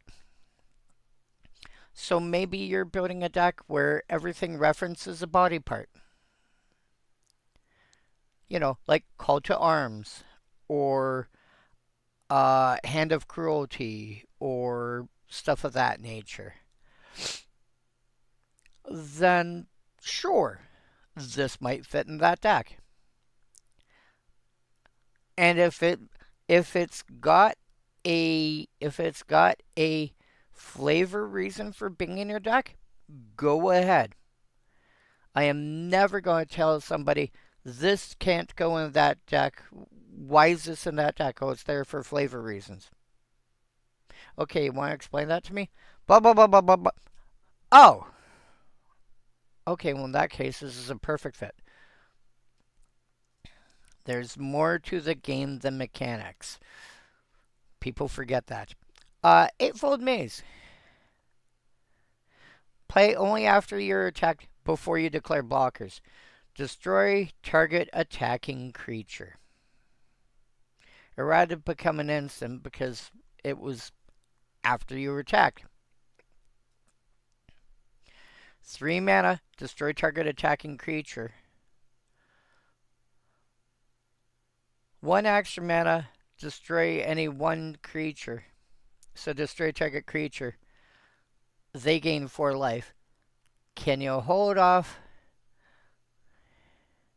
Aerial responder.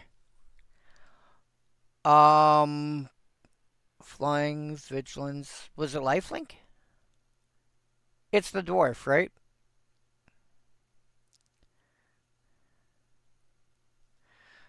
I mean, you could just do this.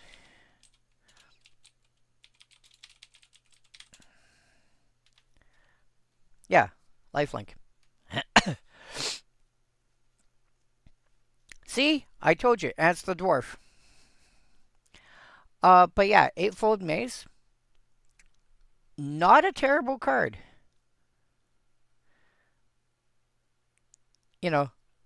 Again, the same typical P3K or Portal era drawback of you have to be the one being attacked, but or you have to be one of the people getting attacked, but it's still fine.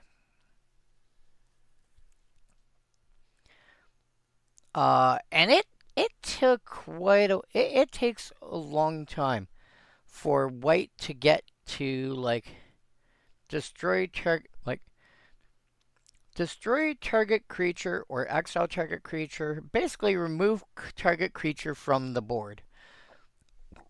It is really hard for a mono white deck to get better than 3 mana at instant speed. Warrior's Stand. I think we've mentioned, yeah, we mentioned this card last week when we did Portal Second Age. I really like this card. Um, Somebody in the chat was comparing it to Hold the Line. And I don't necessarily agree with their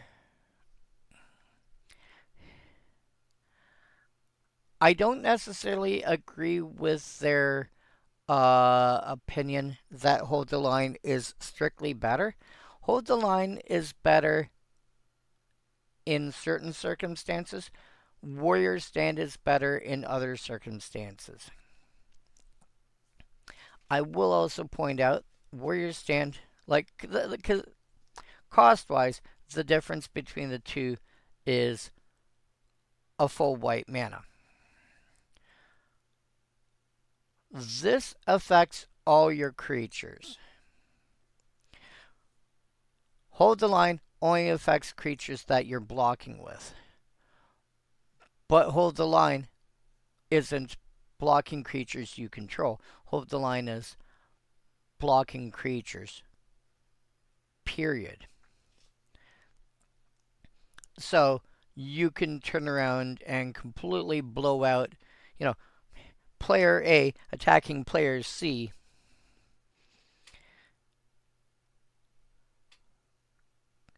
Oh, that looks kind of lopsided. Let's even things out a bit. You could be not involved in the combat at all, except you go, by the way, hold the line. Cool. You were trying to do what? I'll trample over for 37? No, you won't.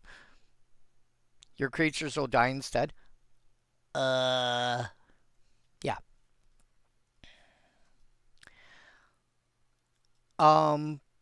Whereas Warrior Stand will affect all your creatures, even if they're not being used for combat. And sometimes if they've got and they get and if they've got abilities that care about their power or their toughness, but have nothing to do with combat itself, this this can make a difference there too. So they have different uses. I think Hold the Line is generally better, but Warrior Stand does have uses that Hold the Line doesn't. Plus, it's also a 2-drop, and it's an instant, so you can throw it on Icegron Scepter. Flanking troops. We see this quite a bit. 4 mana for a 2/2. Whenever this creature attacks, you may tap target creature. You can build a deck around this entire line, I'm sure. Copy. Oh, colon. Alright, so there's at least 5 of them.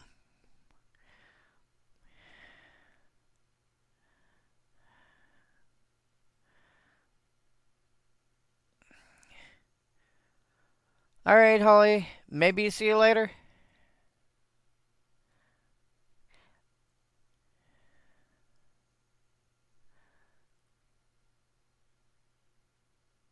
So yeah. But there's going to be more cards that have got similar wording. But yeah, 5 cards that have that ability and just keep going down that line. It wouldn't be hard. Do I bother? No, I'll just take a quick scan to see if there's anything interesting. Oh yeah, Shrew Farmer. Used to have creature type farmer. Got errata to become human. I think they should re-errata it to be something like citizen or something of that nature. Um,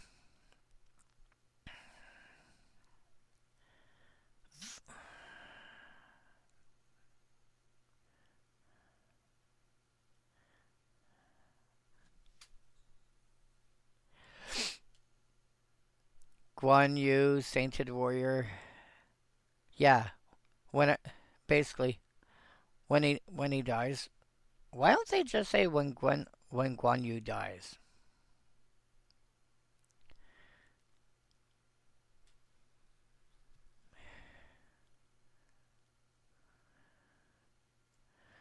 It's put into your graveyard from the battlefield.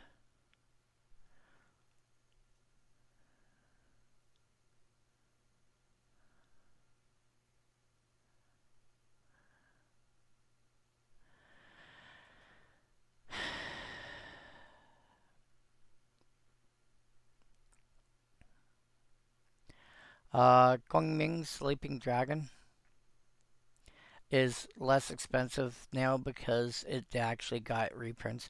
By the way, he's now a human advisor. This goes back to when Legend was still a creature type. False Defeat. It's a common that's worth like 12 US. You want to build mono white reanimator, not an unreasonable starting point. Also, little retainers. Got a couple of reprints, including, Commander Masters.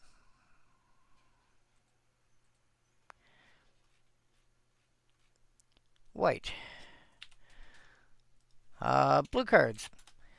Blue hoo. When I blew it all. Blue hoo. This is cute. This is a 5 mana 3/3. As long as somebody's got an island, as somebody else has an island in play, it's a 4/4. But it doesn't do anything else. It's 5 mana for a 4/4. Now, to be fair, 5 mana for a 4/4 in blue, not completely unreasonable, especially since it also requires only a single blue to cast it.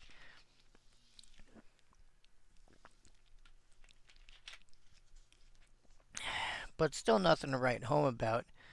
I mean, consider even Water Elemental. Let's go starter 99. It's around the same time. 2 blue plus 3 for 5/4.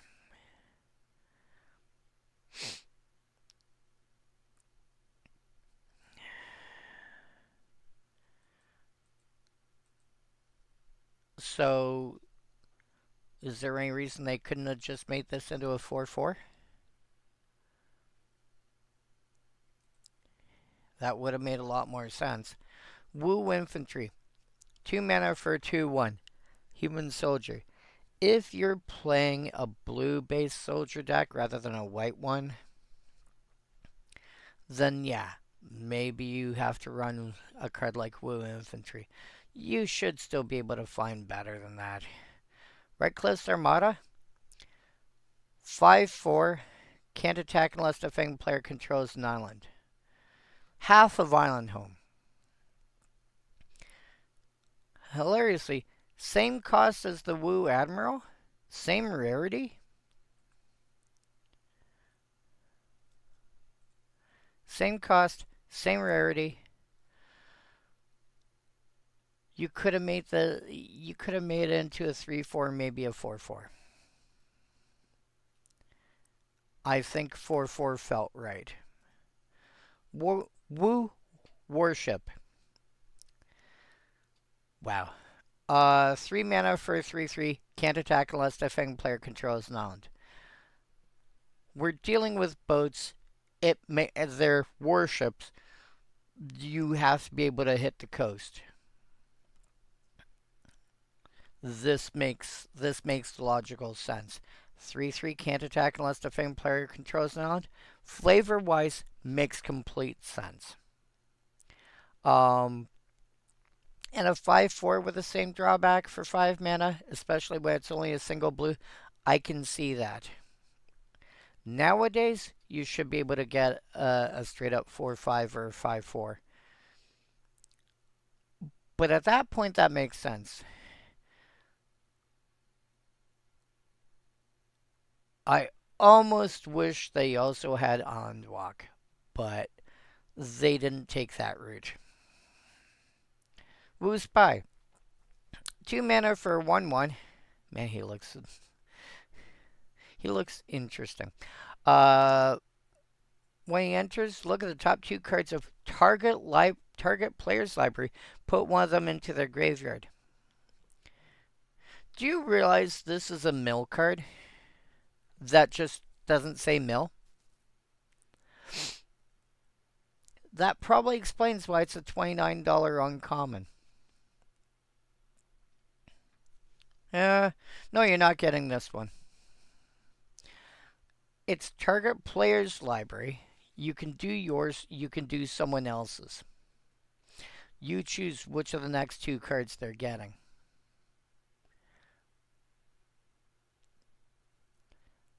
And it's a 2-drop, so it's easy to drop into play the your various Elvish Pipers. Not only do you get your Elvish Piper effects, you've also got things like Ether Vial and similar cards that let you play, drop cheap stuff into play. Yeah. Plus, it's a rogue, which is also a supported creature type, and it makes sense. He's a spy. Rogue makes sense there. Yeah.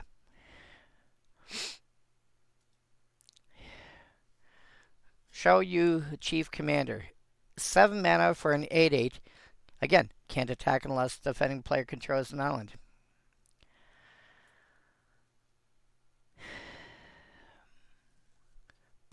Possibly the biggest creature in the set.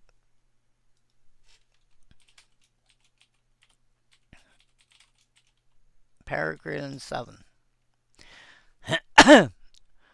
Only ties with Zodiac Dragon. Zodiac Dragon costs 2 more to cast.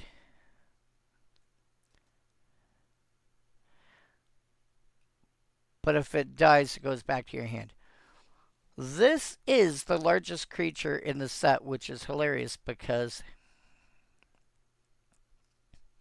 that's usually a thing for green. Or maybe white. Blue? No, not a well, I shouldn't say not a thing, but rarely ever a thing. Yeah, biggest creature in the set. Can't attack unless the defending player controls an island. Yeah, there's a few ways to do that.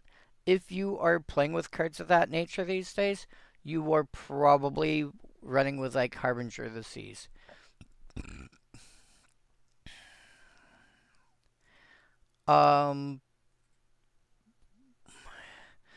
Would probably still try and find a way to play it.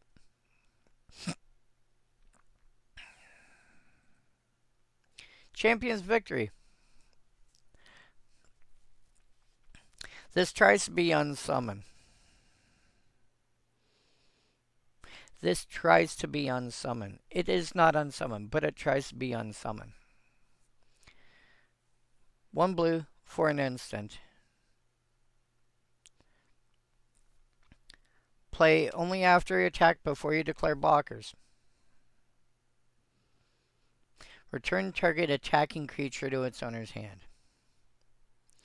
You can only bounce something that's attacking, and they have to be, and you have to be, somebody has to be attacking you, but the creature being bounced does not have to be attacking you. This is why I keep pointing out this phrasing. If you're in a, you're playing a 4-player game, cool. Player A is attacking player C with 7 creatures, but player A is also sending 2 creatures after you. Well, I don't care about the 2 creatures you're attacking me with, but that creature's got an ability that I can't let happen. Return it back to your owner's hand. What? Return it back to your hand. But I return it back to your hand.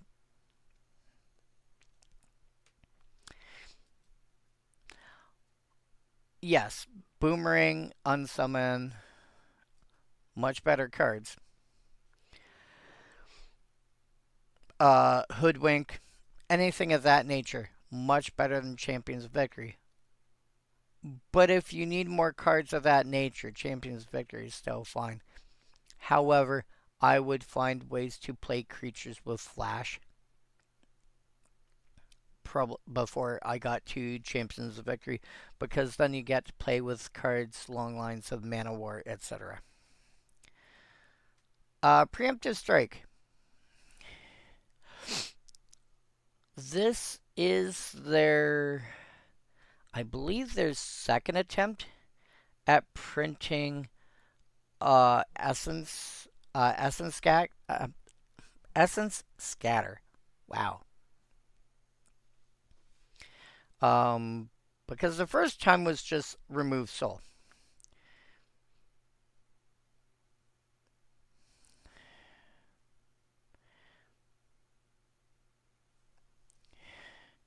Counter target creature spell. If you need more copies of Essence Scatter specifically, then yes. But you can get Essence Scatter with Upside for about the same cost.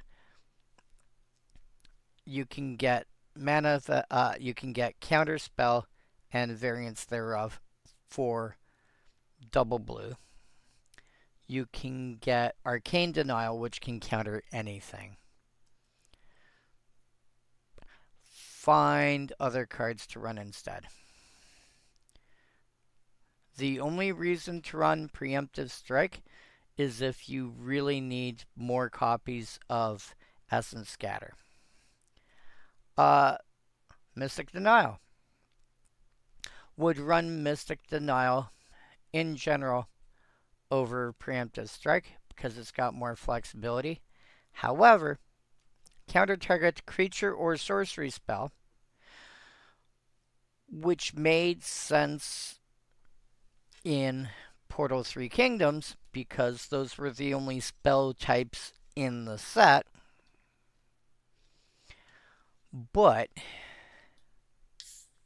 there we go.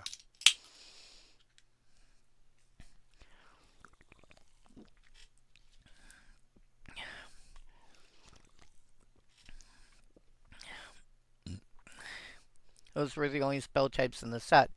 But you're paying 3 mana for Counterspell.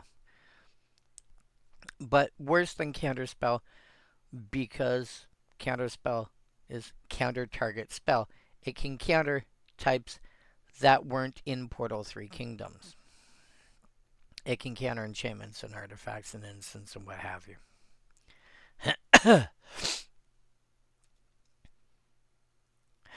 Mystic Denial.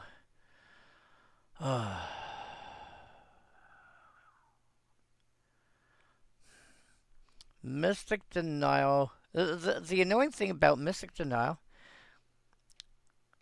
is you can't use Mystic Denial to, like, as printed, you could use Mystic Denial to counter Mystic Denial. As errated, you can't. So I would be sorely tempted to say creature, instant, or sorcery. If they just simply errated it to counter target spell, I'd have no problem with that. Because functionally, that's what it was trying to do.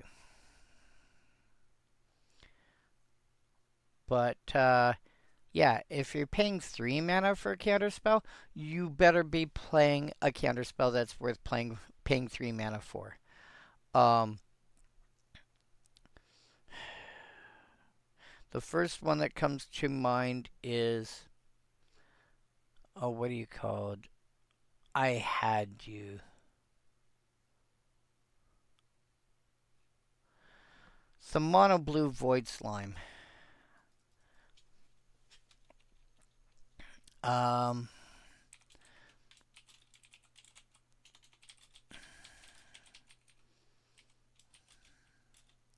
value equals 3. Mana 1. Disallow.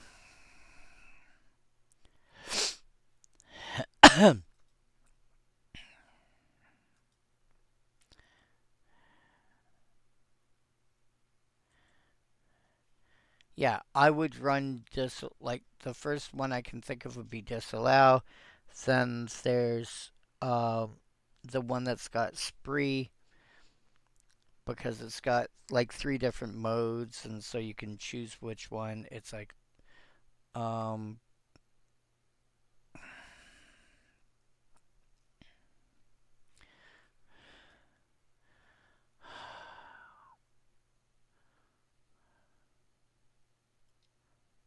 wow, why am I drawing a blank on it?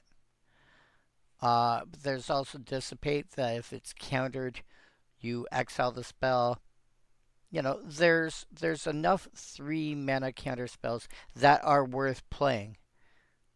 This is cancel, but worse.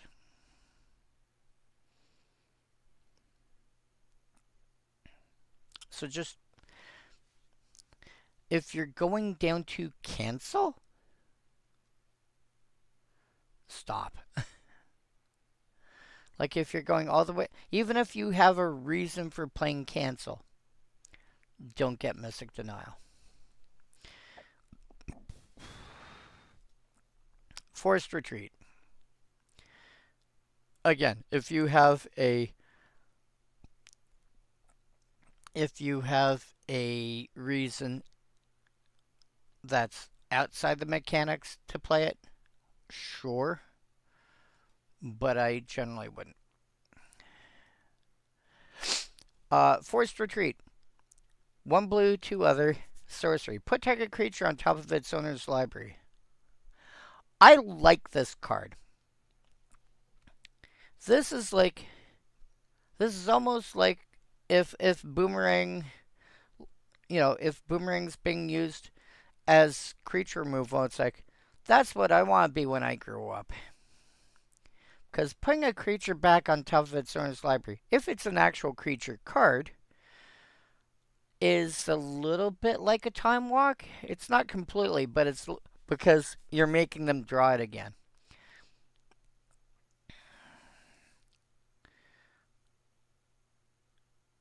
And, then they're not drawing land, they're not drawing this. No, they're having to draw the card they just had again. And if you can do that more than once, it's great. It's hilarious. Well, for some people it is. For other people, for the people on the receiving end, it can be annoying AF. But yeah, Forced Retreat. I yeah, I actually want a couple of these. Would play. Lusu Wood Advisor.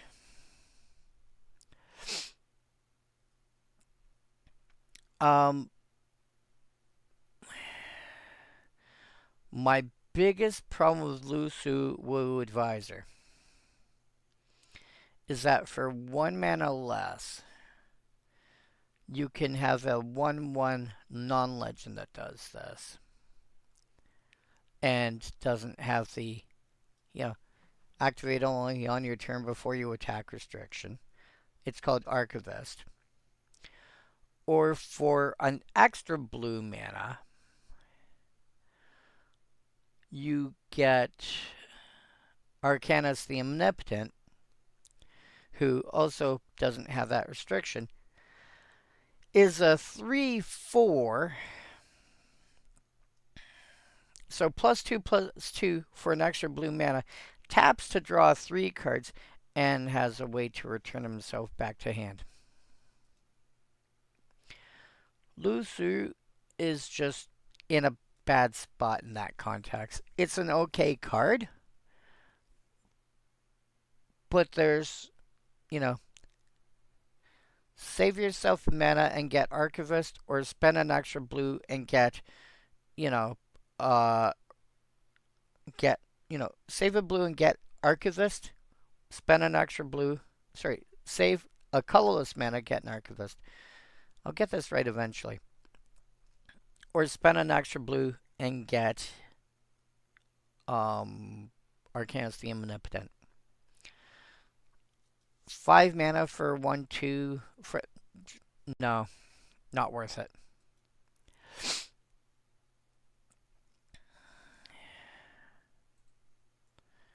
Counterintelligence.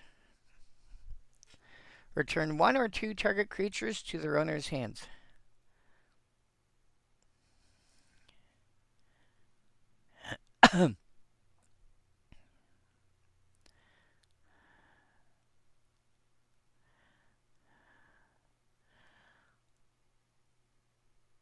See, unsummon is fine because it's a single blue to return a creature. When you're targeting more than one creature,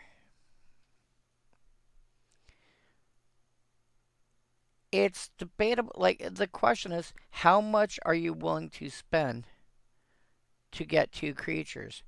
I would not be unhappy with 4 blue as... I mean, probably 4 blue is an instant, or 3 blues, or... Not 4 blue, but 4 mana as a blue sorcery. I'll try this again. Wow. 4 mana as a blue instant, or 3 mana as a blue sorcery. Probably double blue +1 to return up to 2 target creatures. More than that, there's probably some kind of, like, I'd probably be looking at wanting to return permanents rather than just creatures. This is probably like the top most of where I would go. It's still, to be fair, it's still an effect that I like. It's still an effect I like. I would just rather this be less expensive. That being said, you can play cards like Beryl, Chief of Compliance, and I was gonna say Sky Diamond, not Sky Diamond. Sky Diamond's the mana rock. Sapphire Medallion to reduce the cost, and if you can reduce it down to even 3 mana, so I think Kefnet's Monument also does this. I don't remember. Monument. Only affects creature spells. Damn. That's a shame. But, yeah. Even if you bring this down to 3 mana, somehow, I'd be a lot happier.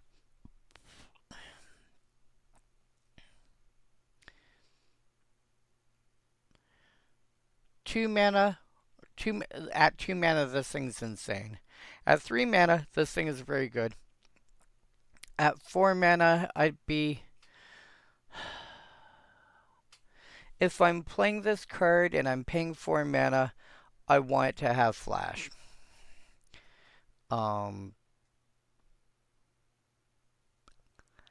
In a limited format, or in something where it's just the Portal sets, 4 is probably fine. I'm not thrilled with it, but it's probably fine. Sage's Knowledge.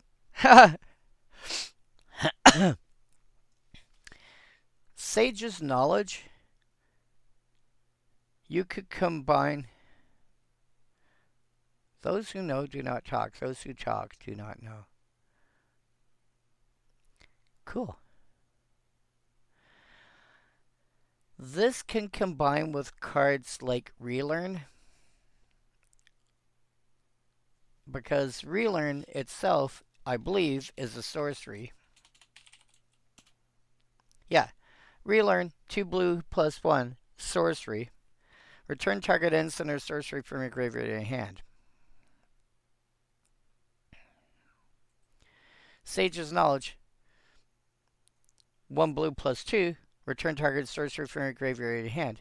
So you can use Sage's Knowledge to return Relearn. You can then use Relearn to return Sage's Knowledge. You're like, well, what's the point of doing this? Sometimes all you're looking for are triggers.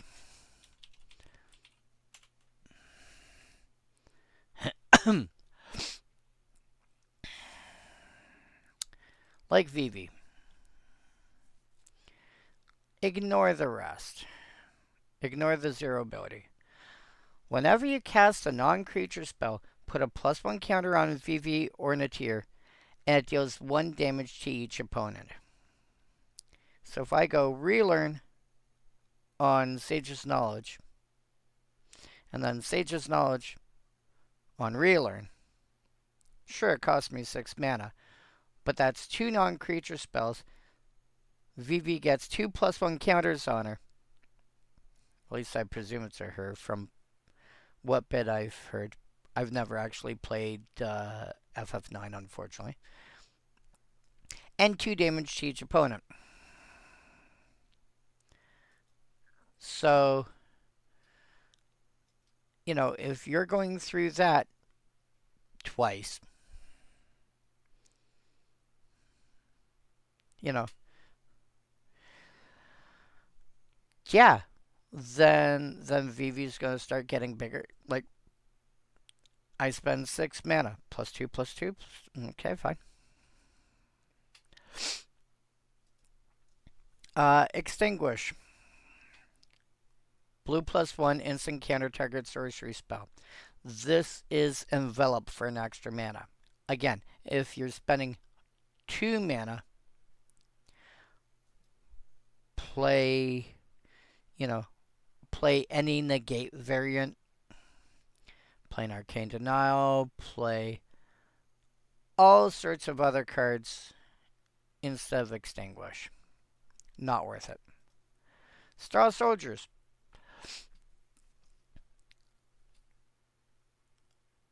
What?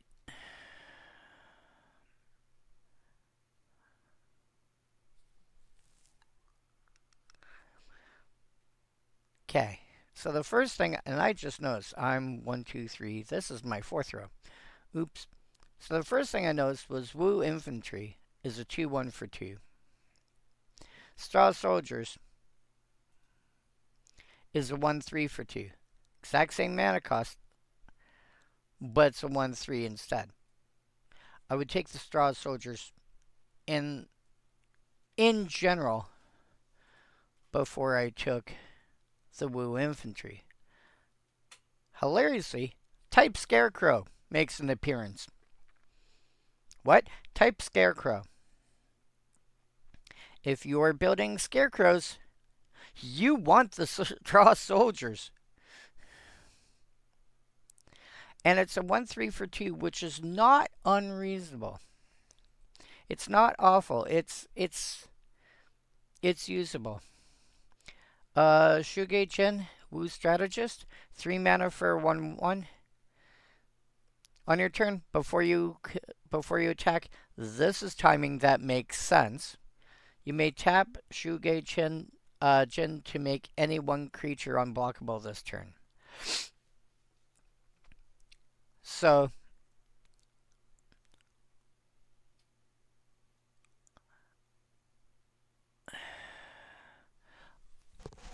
oh, they typoed. They typoed on the original card.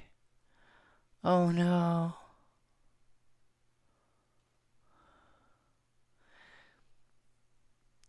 One,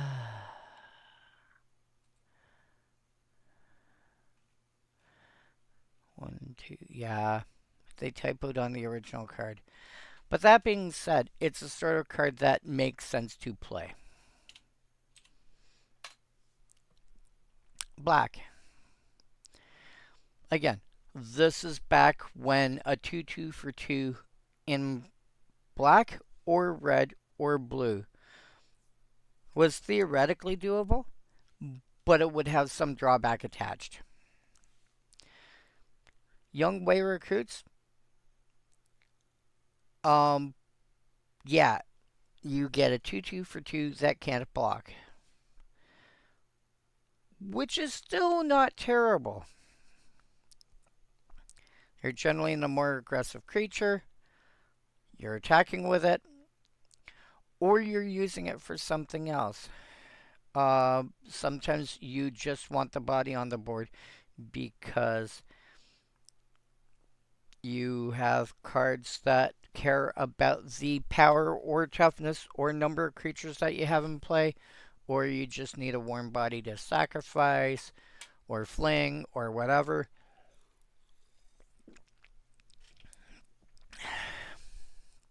You care less about the text of the card than you care about this part down here, this part in the top right, or the fact that it's a creature. Or maybe you are just going to attack and attack and attack, and you've got stuff like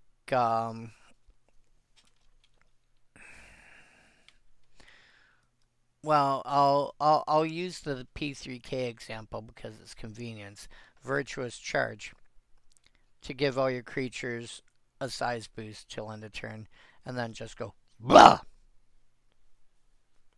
You know, you've got a couple of cards like that, and you just kill.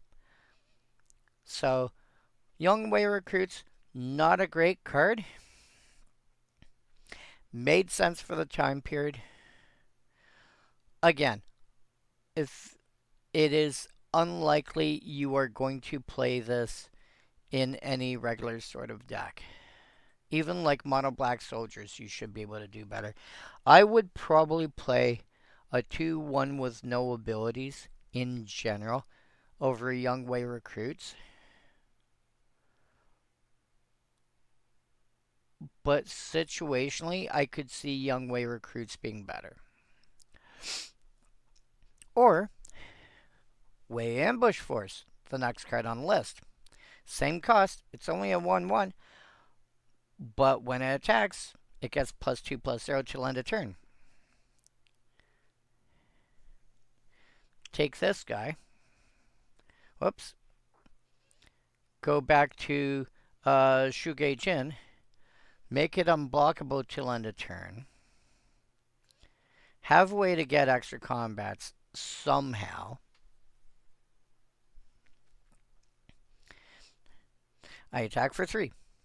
I attack for 5. I attack for 7. I attack for 9. I attack for 11.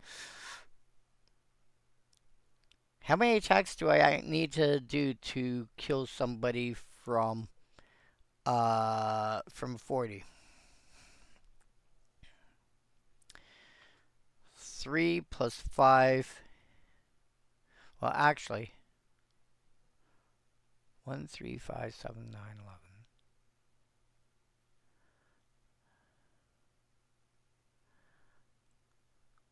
You are squares.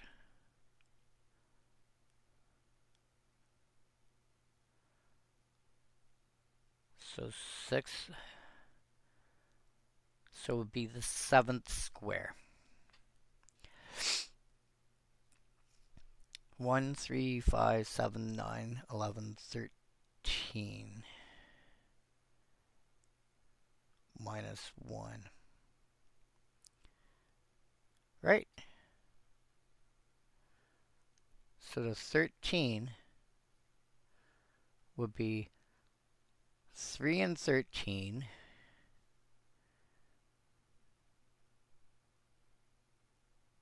No, not quite, I don't think.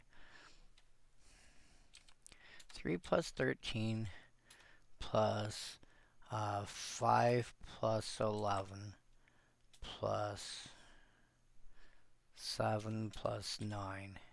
Whoops, 7 plus 9. Oh, yeah. Equals 48. Then, yeah. If you can get 6 combat steps,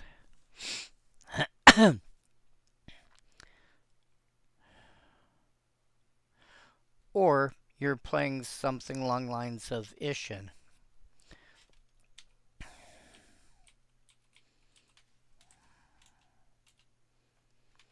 which is black. If you're doing that, you only need 3 combat steps. No.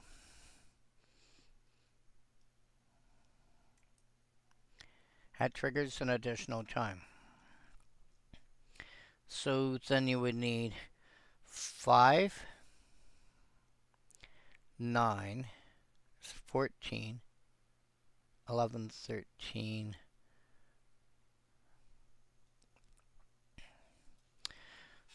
5 plus 9 plus 13 plus 17 is 22 plus 22 equals 44.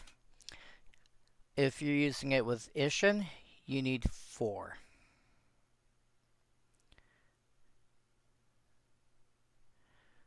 But if you can pull it off, you swing 4 times in the same, and then you have a dead opponent. This is why abilities like this are kind of silly when you're looking at Commander, because in the right kind of deck, they can be brutal. Poison Arrow. Destroy target non-black creature, you gain 3 life.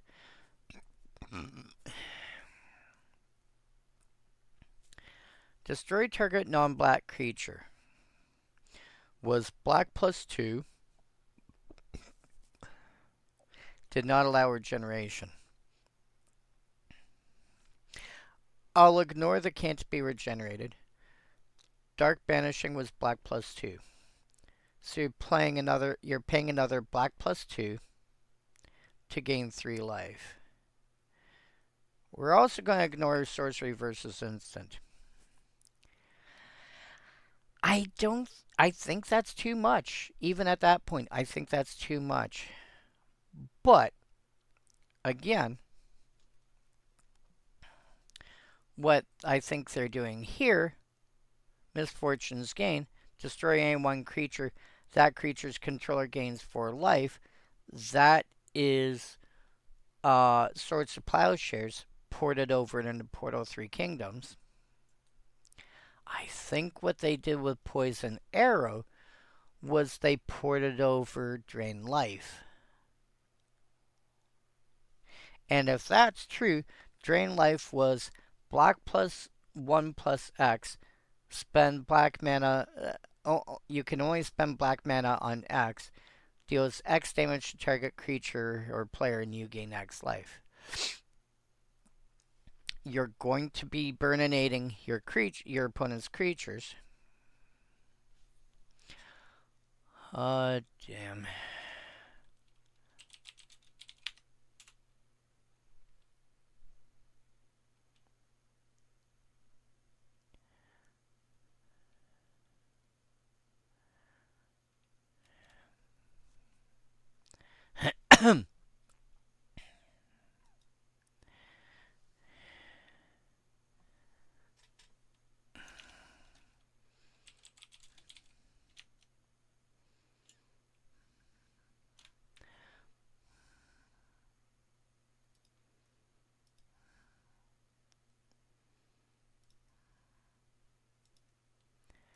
Anywho, so you were spending black plus 1 plus X. So you're spending so you're spending 4 additional mana. I think, yeah, that feels right. This feels like they're trying to port Poison Arrow as Drain Life. At which point that probably feels about right if you're looking at it from that perspective.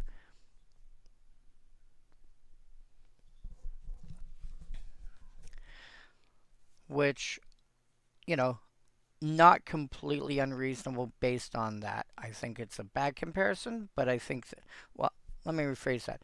I think it's a bad card to be porting from, but I think that's the reasonable comparison. Um, that being said, what I'm also seeing is the next card on the list is Stolen Grain, which is the same cost, 5 damage to your opponent, gaining 5 life. They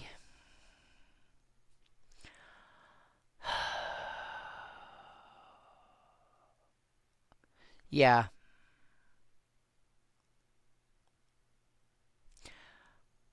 but I feel this is I feel the Poison Arrow is more generically playable. Again, the biggest problem being that black is like black and green being the two most commonly played colors from my perspective in the game for Commander. And this is even before. This is even ignoring Urborg, Tomb of Yawgmoth, and Yavimaya Cradle of Growth. Um, they just have so much going on in those colors that it's like people gravitate towards them. Um, Poison Arrow's non-black targeting restriction is, if it didn't have that, it would be probably upwards around here instead. Stolen Grain, are you trying to play a mono black burn deck? This is probably why you want Stolen Grain. Also, hilariously, the fact that it can nuke planeswalkers now.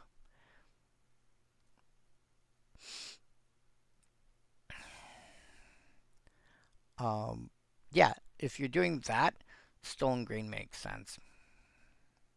It's a it's a little on the high side for a burn spell, but it is dealing 5 and draining for 5, so that is, that's not nothing. Poison Arrow, don't think I'd bother. Stolen Grain, I can kind of see it. Way Infantry, remember what I said a moment ago about young Way recruits? 2/2 for 2 that can't block for 2 mana. Way Infantry, you lose a point of toughness, but suddenly you lose that drawback. It's not a great card, but this is the comparison. You get an extra point of toughness, but you can't block. So, yeah. Um, again, unless you've got flavor reasons to go with it, don't. Desperate Charge. Would generally rather have this over over the white one. The white one gives +1/+1. This gives +2/+0.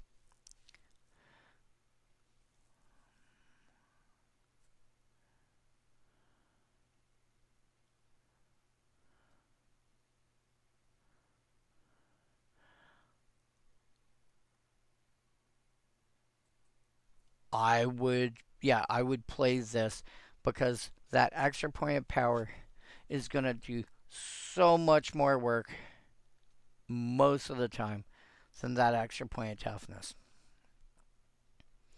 And to be fair, this is about what you pay in red for this kind of build. Granted, this is, in red, this is commonly an instant, but it's also commonly like attacking creatures you control get. Um,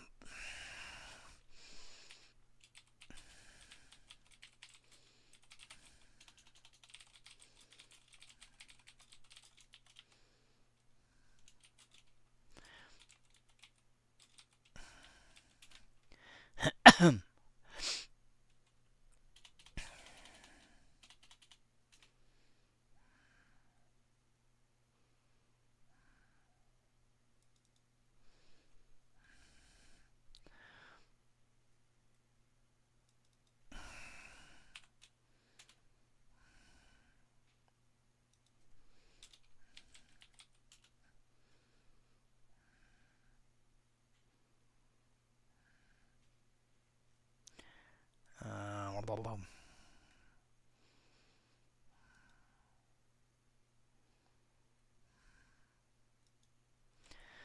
All right, whatever.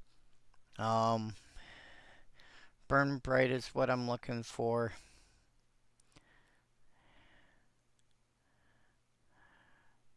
Path of Anger's Flame, same thing. If you take a look, it's Vampiric Fury restricts it to vampires. Uh, Volatile Claws is hilarious. But yeah, you'll commonly see, +2/+0 at instant speed. Sometimes with some kind of minor bonus, and it's like 3 mana. It's, red +2. You're not generally going to find it in black, but literally just make this an instant, make it a red card instead, and you're done. But if you're looking for pushing through damage, Desperate Charge is right up your alley. But this is when you're going for, Desperate Charge. You're going in for one big swing. Compare this to an effect like Bad Moon, where it's less mana, it's +1/+1, but that +1/+1 is good over time because it's an enchantment. It's doing this every turn. If you are looking for one big push against somebody, you want a card like Desperate Charge instead. Zodiac Pig. 1 black +3 for a 3/3 Swamp Walk. Yeah, sounds about right. And it's a $53 card. And why is it a $53 card? Because it has Swamp Walk. And a lot of people like playing with cards like Urborg Tomb of Yawgmoth or just playing black in general. And so it's like, cool, I'm going to get this damage in every turn. In fact, I'm almost tempted now to make a deck that's heavily based on Swamp Walk and Forest Walk.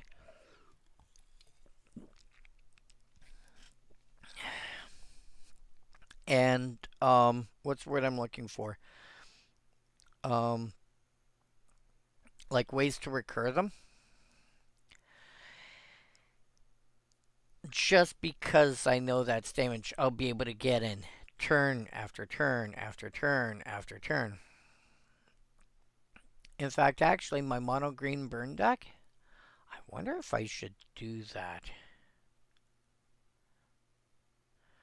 Throw, whatchamacallit, you have a Maya Cradle of Growth in here, and like an Urza's Cave. And turn these into like the biggest forest walkers I can find. And go from there. That would be funny. Whoops, wrong one.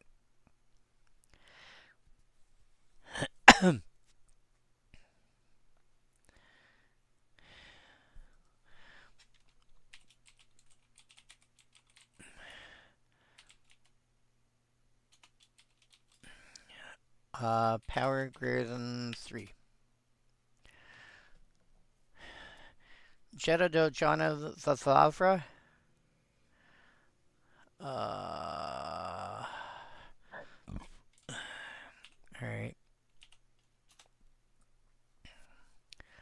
Heartwood Tree Folk. That's actually a reasonable sized creature. 3, okay. Oh, I don't want to spend $46 on that. But yeah. Especially when that's the same card for 20 cents. I might go for Zendikar Fire Guide. You are a 3/4 with reach. Yeah, so 1, 2, 3.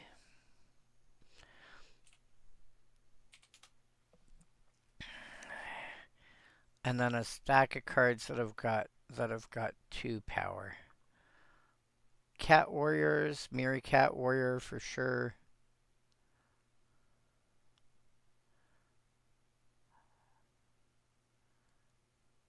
Scarwood Bandits for sure.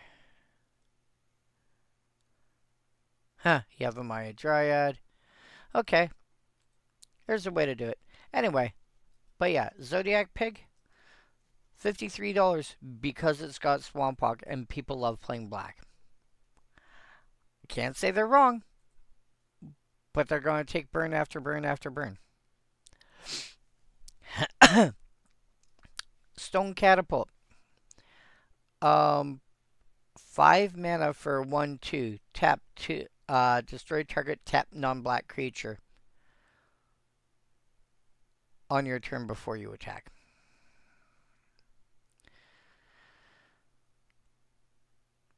This tries to be Royal Assassin. It is worse than Royal Assassin twice. It's a 1/2 for black +4 rather than a 1/1 for double black +1, which kind of is like black +3 for 1/1. You spend an extra point of mana and getting only getting an extra point of toughness. And then Royal Assassin says destroy target tapped creature. Doesn't care whether it's black, green, whatever. They are implementing this non-black thing probably for flavor reasons.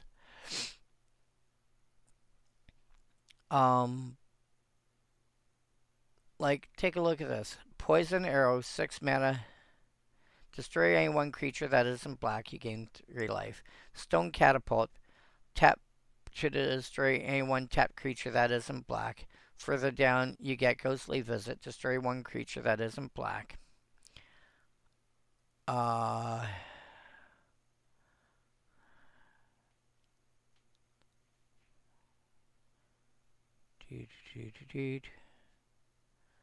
Anything else?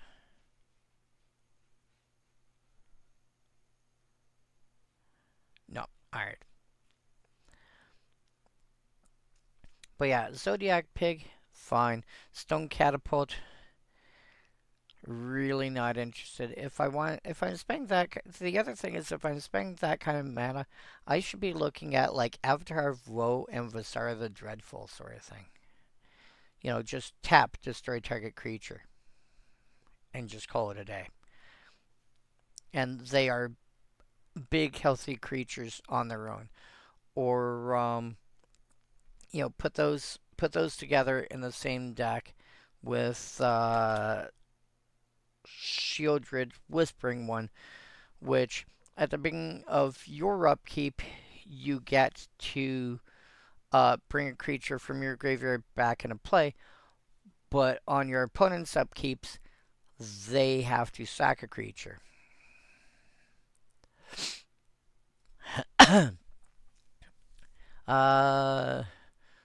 Shun Yu, Way Advisor. 3 mana for a 1/1. Before you attack, you can tap it to give target creature you control +2/+0 till end of turn. Not a terrible card.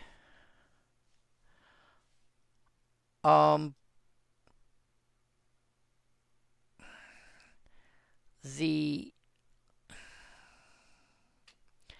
I'm less fond of Shunyu. Um, it's still fine, but I'd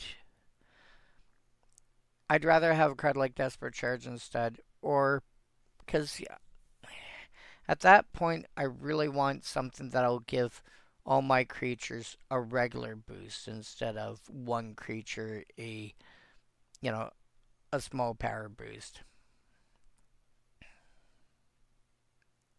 So, eh.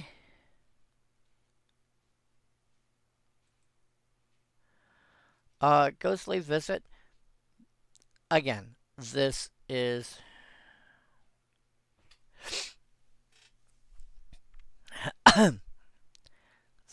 basically Dark Banishing without the Cancer Regenerate clause, and as a sorcery because instance didn't exist in the set. It's fine.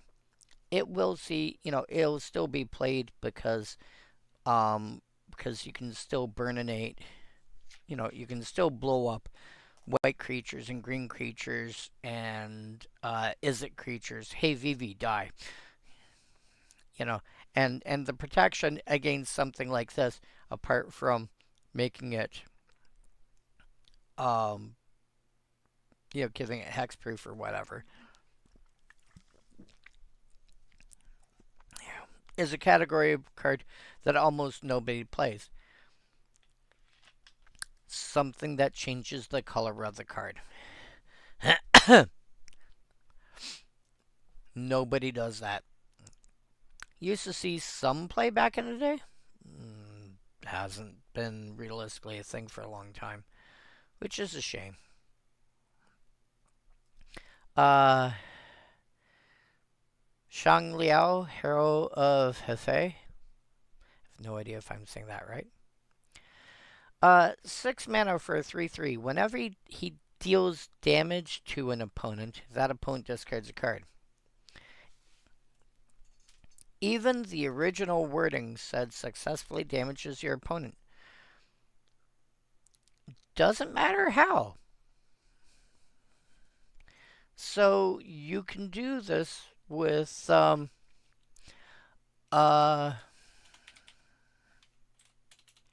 Viridian Longbow. Quick creature has tap. This creature deals 1 damage to any target.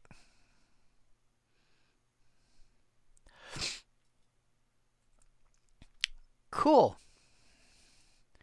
Because all you need is a creature to deal damage to an opponent. Ping, discard card, ping, discard card, ping, discard card. If you can find a way to regularly untap him, you can make your opponents lose their entire hand. If you are playing a deck based around discard, like as I mentioned earlier in the stream, that video with Card Market and Spice 8 Rack that I'd posted earlier. If I remember, and I probably won't, but I'll try and throw it in the video description too. If I remember, I'll try and put a link to it in the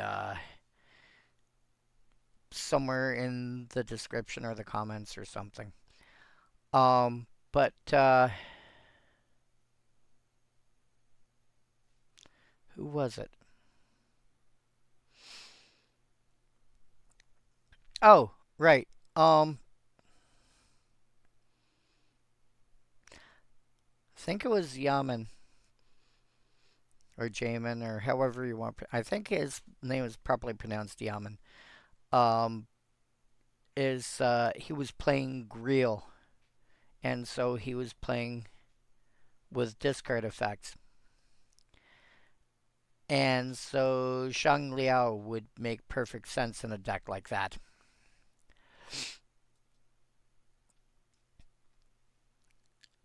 Shang Liao and, any sort of pinging ability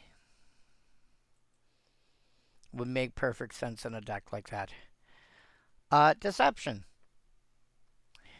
It's literally Mind Rot with a different name.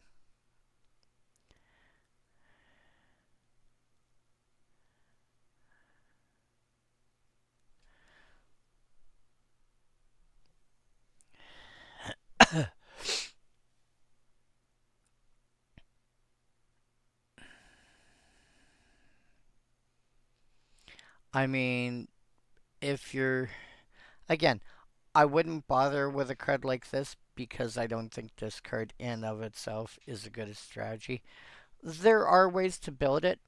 Um, and obviously, Yaman's Griot deck had some ways to make everyone discard cards.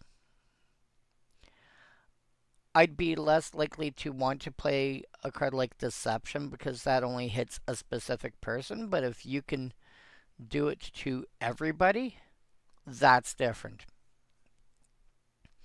Siphon Mind is a good example. Everyone else discarding cards, and you get to draw that many cards. So everyone just, you know, you discard a card, and you discard a card, and you discard a card, and I'll draw 3. And then your discard effects like Waste Not and whatever all trigger. So, uh, there's ways. Yeah, as opposed to this way. Do you know the way? Um, but yeah, it's Shang Liao I would play before Deception probably 90% of the time at least. Red cards. Renegade Troops. 4-2 with haste for 5 mana. At this point would not have been considered a bad card. Nowadays you should be able to get like a 5-3 or sorry, a 4-3, a 4-4 with haste instead.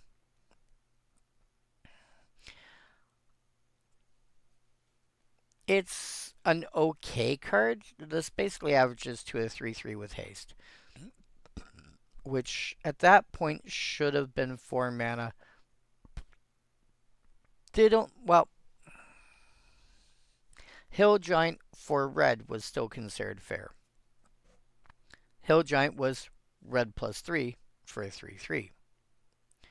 So giving it haste probably would have been like 2 red plus 2. Well, we moved the stats around slightly, but one colored mana is approximately equal to 2 colorless. Like, again, this feels about right. It just feels wrong.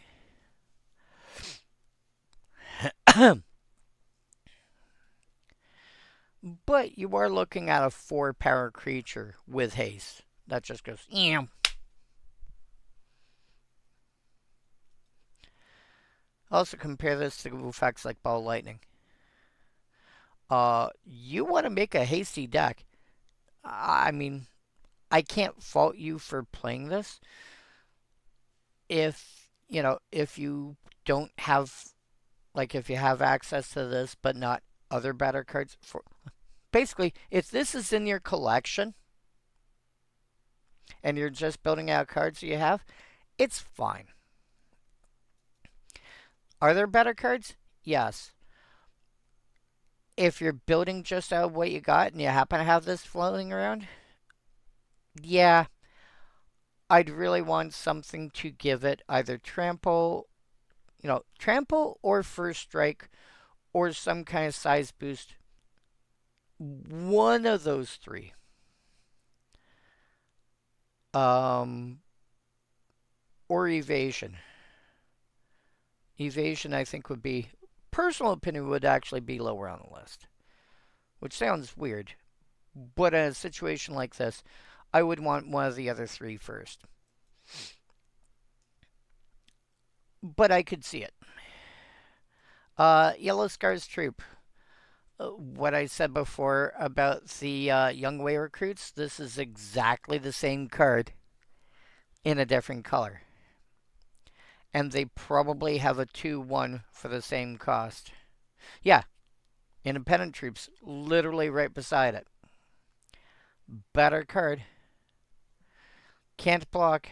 A penny difference, too. 94 cents for that one, 95 cents for this one. Independent Troops is the superior card in general. However, as we've mentioned in the past, have been kicked to the curb quite a while ago. We now have 2/2 goblins, i.e. a well-supported creature type. 4/2 at common with abilities as opposed to drawbacks. Technically, rules-wise, this is an ability. Colloquially, this may technically be an ability, but colloquially, this is a drawback. And this is an ability. So, depends on who you're talking to about what of. But, Corrupt Eunuchs. 4 mana for 2/2 when it enters, 2 damage to target creature. Not terrible, considering 3 mana for 2/2 was fair at that point. And we just saw in the same set 2 mana for 2/1. So you're paying 2 extra colorless mana, getting an extra point of toughness, not getting a drawback, and 2 damage to a creature. Which can actually kill a decent amount of stuff. Commonly, it's just going to be a token. That being said, if you're playing with any sort of flicker shenanigans, you can make a mess of things. Also, I just want to point out, I think this might be the first card that we've seen that on the tin, to be fair, haven't looked through all the other cards in the other colors, but on the tin actually says it's an advisor. We do have an advisor here. Did we have any here? Because some of them have become errated to be advisors. Council of Advisors, surprise, surprise, is an advisor. But realistically, out of the ones that we actually saw, advisor is not really a heavily supported creature type. But there are some cards that care about advisors. Specifically, the number 1 card that comes to mind is Persistent Petitioners.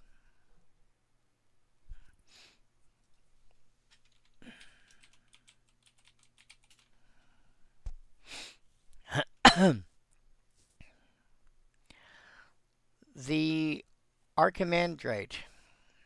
Beginning of your upkeep, you gain X life, where basically X is the number of cards greater than 4 in your hand. Whenever you gain life, each advisor, artificer, and monk you control gains vigilance and plus X plus 0 till end of turn, where X is the amount of life you gained. Tap 3 untapped advisors, artificers, and or monks you control. Draw a card. You're playing with, you can run Persistent Petitioners, which is blue. Archimandrite is blue, red, and white. The Corrupt Eunuchs are red. White has got some interesting advisors, including Masco the Humorless, which is, if you're playing Archimandrite, you should run Masco the Humorless in that deck.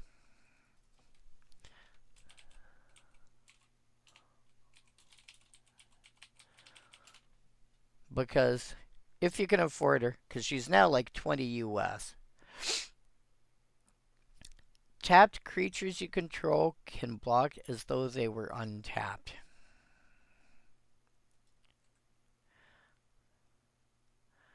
Tap 3 untapped on monk, advisors, artificers, and or monks you control to draw a card. Cool. I'll tap out, draw a bunch of cards. Cool, it's free to attack. Pay 3 mana, drop Masako, block. Oh no. Yeah. Just want to point out that's an option.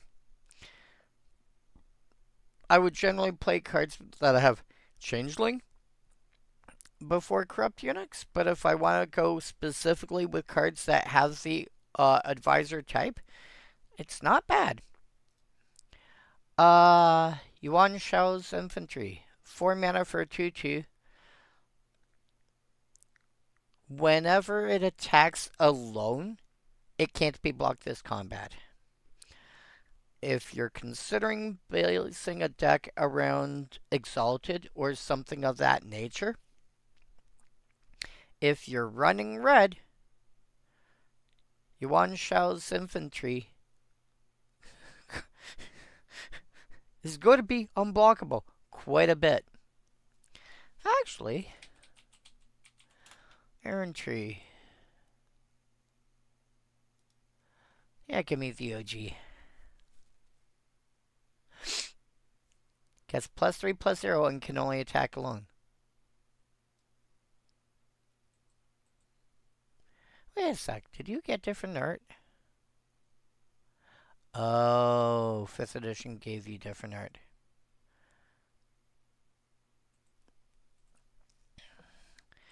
But if that's the sort of thing you're doing, and like that's 2 mana for +3 power and can only attack alone. Okay. Throw it in the Voltron deck. Anyway, yeah. Honestly, if I had a copy of this thing floating around, my mono red aura stack. Where are you here? Red. This one here. I have a handful of creatures in this deck whose I'm just gonna stick on this page for now. I've got enchantments that can either come back or draw extra cards. Ways to recur them. A handful of extra creatures that want to be enchanted, like Valduk, Thrangolem. If it's enchanted, it goes from a 3/3 for 5 to a 5/5 with like 3 keywords. Rograk wants to be enchanted so hard. Perfect Flame Speaker will let me cast stuff that off the top of my library. Champion of the Flame gets +2/+2 for each orange attached to it. Yeah, please. If honestly, if I had Yuan Shao's Infantry, I might replace one of these enchantables with it. I don't know what I'd replace. I might replace Rograk just because that's a little on the harder side for me to pin down. It's not expensive, it's just a matter of I like to get stuff from my LGSs, and it's kind of hard to pin down in that context. But, yeah, throw like a few auras on here and go, hey, by the way, yeah, I'm attacking with this. You're not blocking it. No, you're not blocking it. You don't have a chance to. Fire Bowman. This is basically this set's version of what do we call it? Mog Fanatic. You have to sack it. Oh man. I wish they had kept the original wording. It would be hilarious. It would be wrong, but be hilarious. You have to sack the Oracle text says you sack it.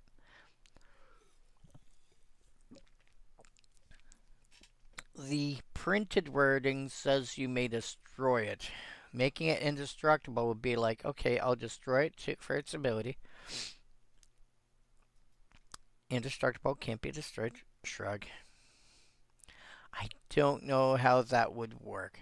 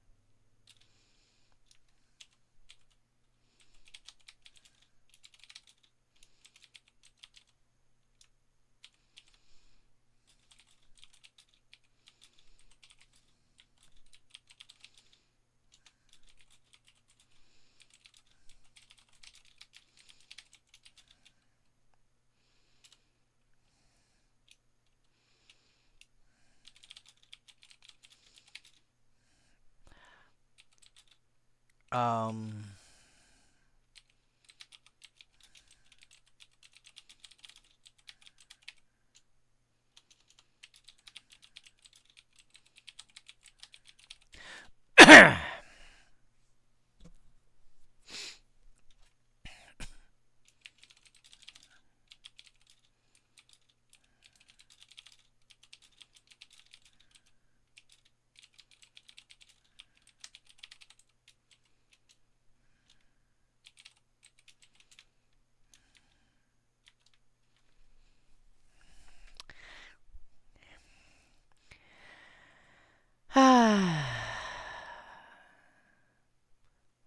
throwing a terrible, terrible question into a chat room about this card. If we went by printed wording rather than Oracle text. Oracle text obviously turns around and makes you sacrifice it.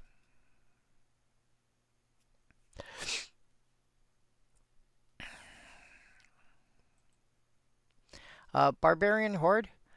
Literally, Barbarian Horde is hill giant with different creature types. I think you can get a 3/4 or 4/3 for this now. And I know for sure. I know you can get 4/4s with drawbacks for this cost. Craven Giant, I think it's called. Oh no! Wow, that's the wrong card. Craven something. Craven Hulk. 4 mana for 4/4, can't block alone.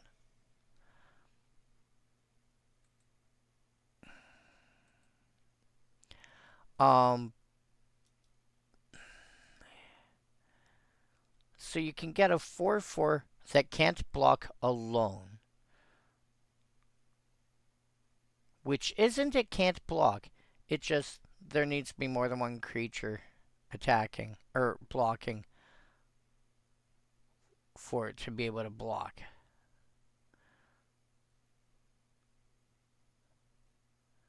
So it's like half a drawback. So Barbarian Horde, you should be able to get probably a 3/4 or 3/4 or 4/3/4, or something equivalent, like a 5/2, for example. Again, flavor-wise, I'm gonna call no judgment because if you're going for flavor, you're going for flavor, and maybe you're doing something crazy like Vanilla Barbarians, which would be funny. And I would like Lovisa as a. I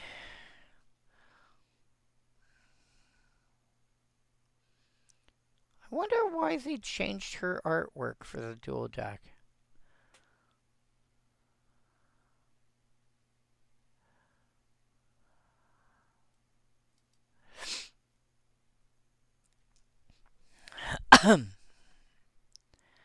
But yeah, each creature that's a barbarian, a warrior, or a berserker gets +2/+2 and has haste. Have her lead a vanilla deck. I could see that. Burning Fields, don't bother. You're looking at Lava Axe. This is pretty much exactly Lava Axe. 5 mana, sorcery, 5 damage target player planeswalker. The only difference is Lava Axe can hit yourself. Burning Fields you can't. If you're going to play a Lava Axe effect at all, play Burning Fields. You shouldn't, but if you're going to, run Burning Fields. Unix Intrigues.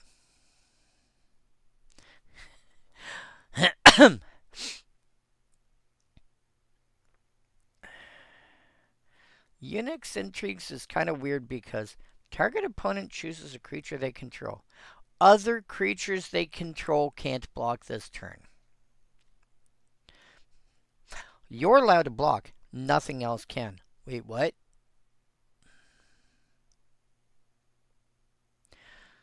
You want to muck around with people's ability to do stuff in combat?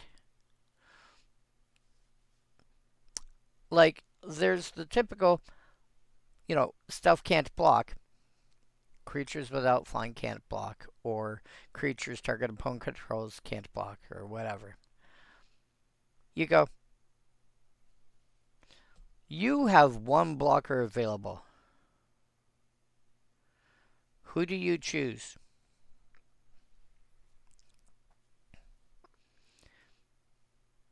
Yeah. You want to muck around with combat. You play a card like that. Ravaging Horde. 5 mana for a 3/3 comes into play, destroy target land.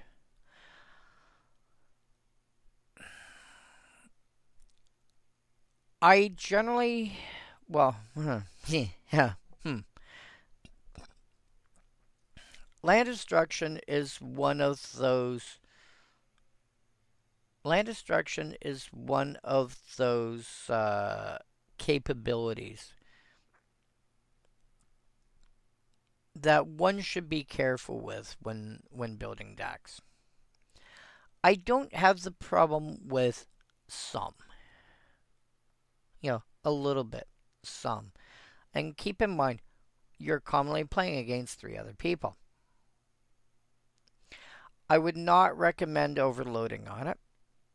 I would especially not recommend overloading on effects that blow up everyone's lands, such as, I think, is it Ravages of War I'm thinking of? Armageddon, Decree of Annihilation, anything else that can just regularly blow up everyone's lands. It tends to lead for a not fun experience for everyone else at the table.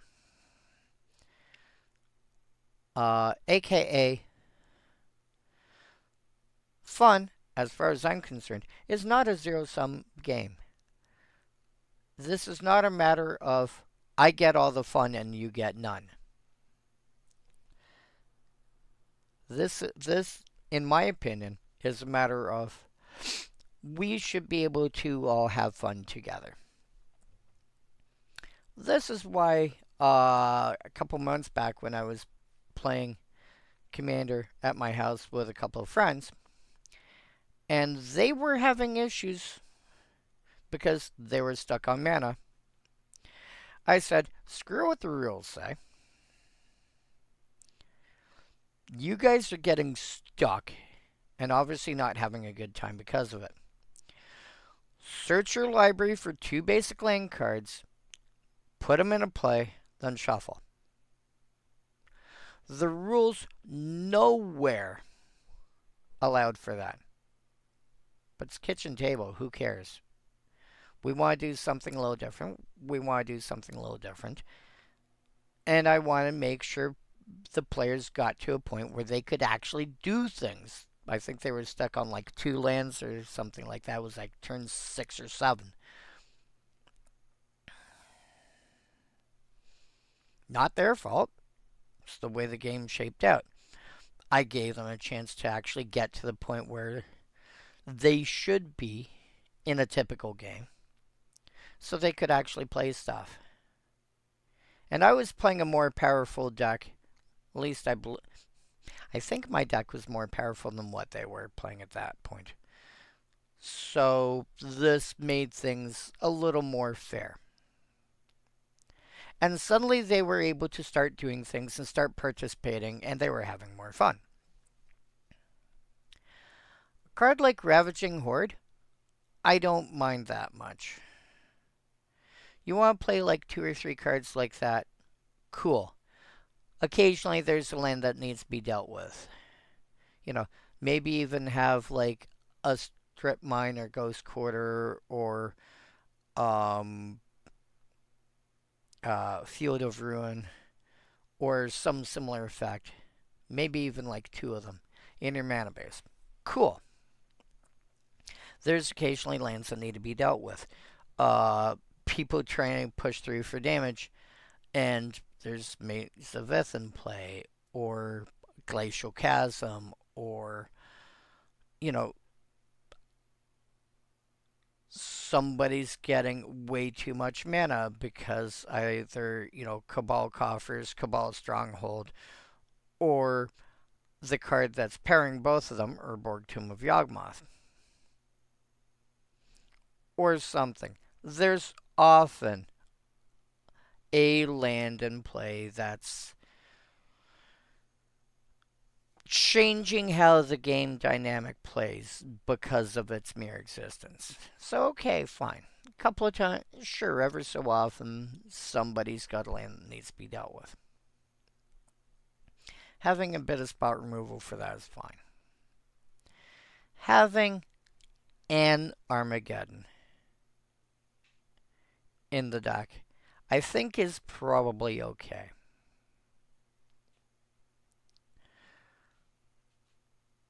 Having 2 is kind of iffy, especially if you consider that, let's say, 4-player game, everyone at the table's got 2. That means there's 8 Armageddon effects. That means, on average, assuming an even distribution, it's not unreasonable to see one drop by turn 4 or 5. What? 8 Armageddons means 12 and a half cards. 1 out of every 12 and a half cards. So, 7 in your opening hand, plus 1 that you draw for even your first turn is 8. And it might be,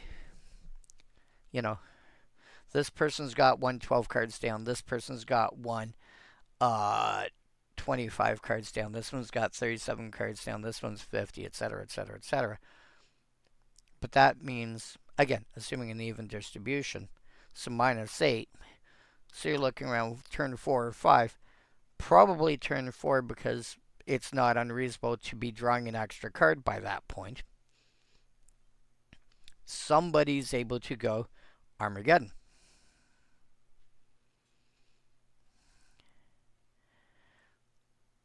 One per person is probably okay.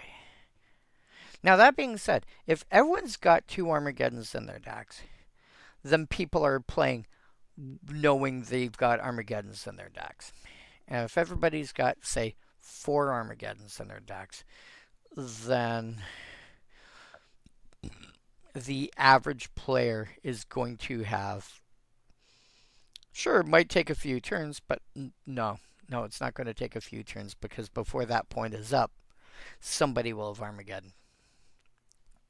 You can probably expect to see a turn 3 Armageddon at that point. Turn 3 or turn 4.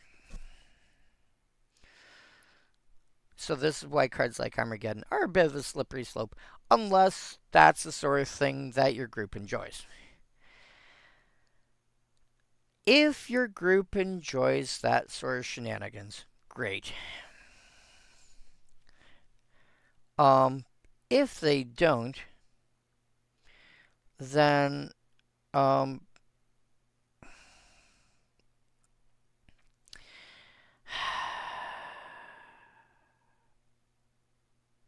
if they don't, then it can be a problem. Then I would say maybe play 1 just as like an emergency reset button and leave it at that. But target land destruction, I generally prefer cards that do more than below plans. Aftershock, one of my favorite examples here.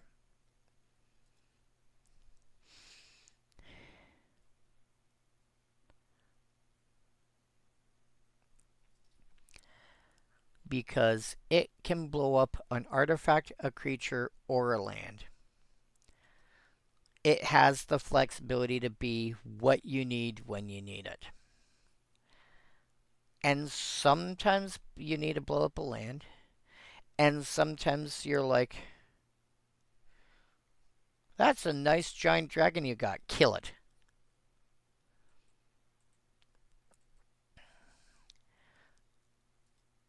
And so I generally prefer cards like that have a little more flexibility. But Ravaging Horde, I would be okay with that because, it's got different flexibility. It's also a 3/3 creature, and you're paying 5 mana for it.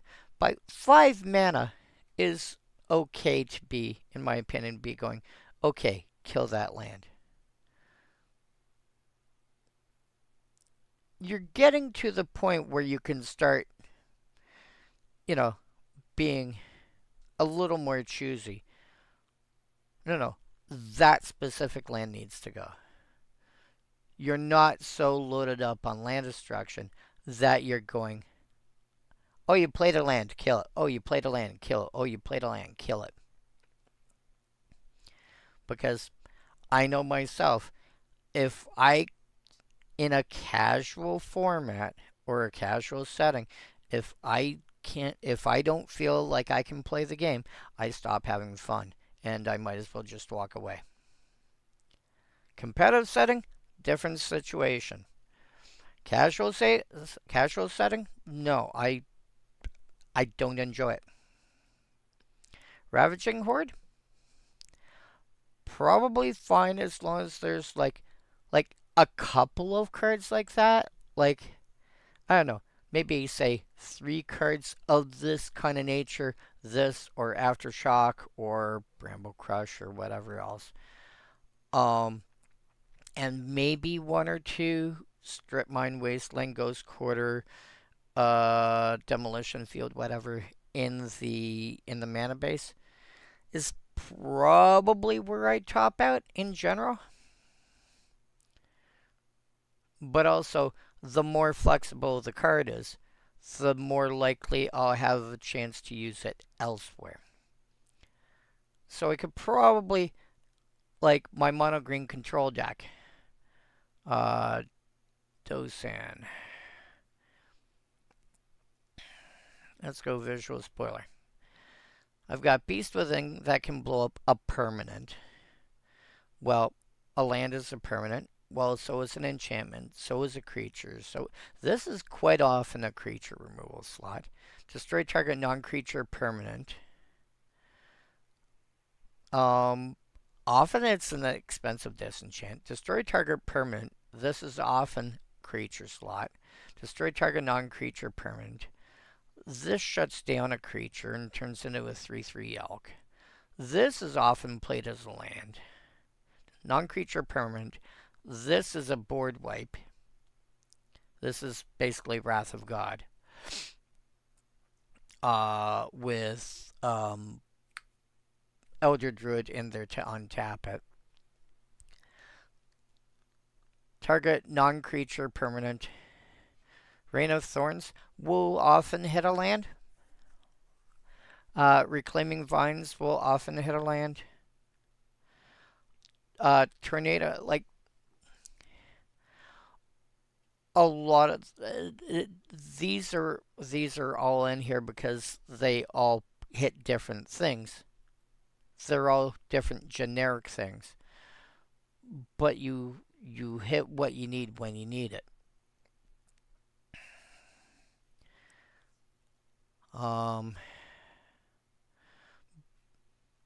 going to have to do an updated list of what that looks like now. But again, a lot of the stuff that can hit lands, like that's what, like 15-ish cards that can hit lands, but they're rarely ever targeting lands. They're more often hitting, a like Beast Within is commonly hitting a creature. Um, some of them, Destructor Dragon is there because it's also a 4/4 flyer. I have very little in there that's there specifically because it hits land. It's there because it can hit a land or a creature or a, and so it's what I need when I need it. Um, but yeah, the more flexible your cards are, the more options you'll have to when you use them. But it's also a question of what do I need to use it on? What's the issue at at this point? If you've only got like 2 or 3 slots, like if I go back to my mono red common stack, where are you? Right above it. If I go to this, pull you out, pull you out, pull you out, pull you out, blow stuff up. On my original build, I only had, realistically, Aftershock, Fisher, Lava Flow as actual flexible removal slots.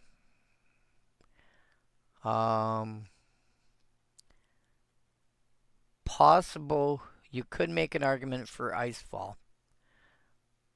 And that was it. And so I had to be, because I only had 4 slots, I since put in Introduction to Annihilation because that didn't exist when I started this list initially. Boulder Falls come out. Because I only had X to work with, I had to be a lot more careful on what I spent it on. When I'm looking at Dosan, I've got like a dozen, a dozen cards I can run, so I can be a little more, I can be a little more relaxed with when I play them. All that being said, Ravaging Horde, you want to play a couple of cards like this? Fine. Just don't go hog wild on that unless you specifically want to stop people from having fun. And if you're doing that, don't be surprised if people start doing things like Torpor Orb. Yellow Scars General. 4 mana for a 2/2 flyer that can't block. Well, it's not flying, it's horsemanship. But compared to other cards, it's flying.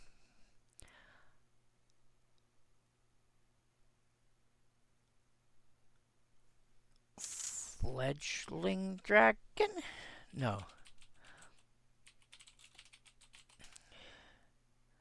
Fledgling Dragon's the one with Threshold. What's the one that's just straight up type dragon, mana value equal 4, power equal 2, toughness equal 2. Furnace Whelp. 2 red, 2 other for a 2/2 flyer with fire breathing. I still love that flavor text. Baby dragons can't figure out humans. If they didn't want to be killed, why were they made of meat and treasure? So this is basically Fledgling Dragon without, not only without fire breathing, but a better version of flying. Because flying can be stopped by creatures of the reach. Horsemanship can't. But it can't block. Would generally play Fledgling Dragon or Baby Dragon, or sorry, Furnace Whelp instead. However, this has got horsemanship. It can only be blocked by another creature with horsemanship. Very few people play with horsemanship. If you want something that's unblockable, look into cards that have horsemanship.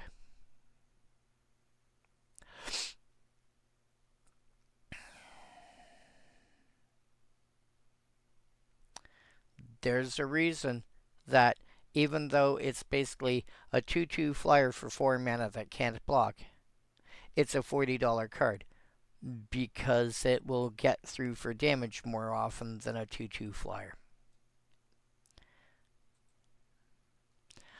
Fire Ambush, I finally realized, I think was last week or the week before, recently, in other words, what Fire Ambush is.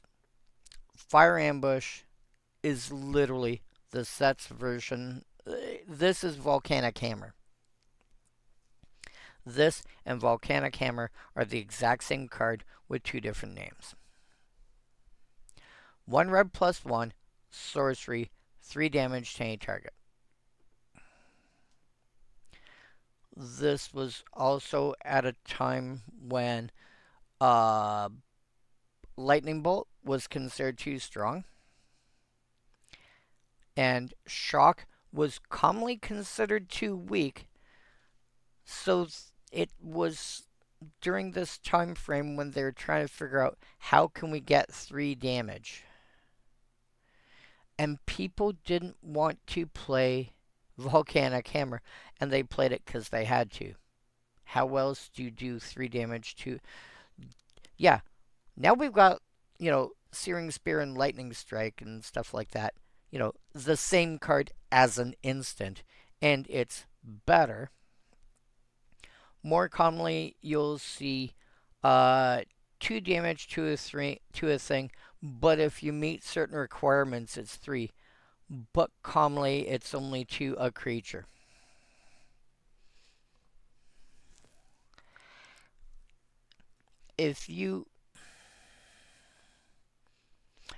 One person I knew referred to anything that dealt more damage than its mana value as a bolt. So, 1 mana, deal 2 damage, deal 3 damage, it's a bolt. 2 mana, deal 3, 4, it's a bolt.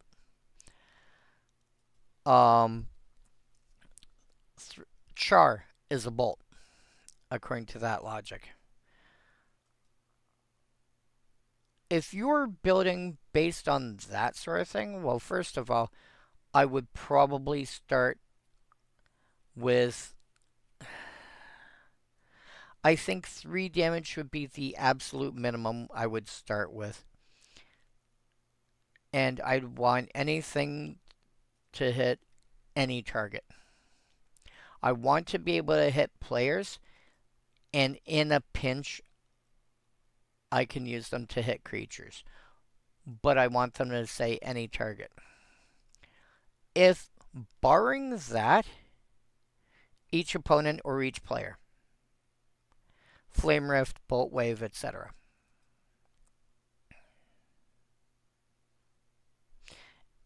Building around that, Fire Ambush might be playable.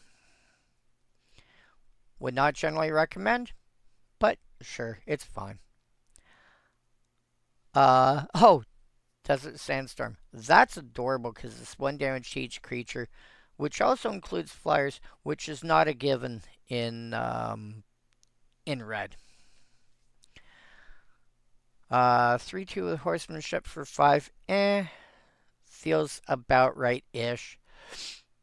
Yellow Scars Cavalry, 1/1. I'm going to keep saying flying instead of horsemanship because it's the closest analog. 1/1 flyer that can't block.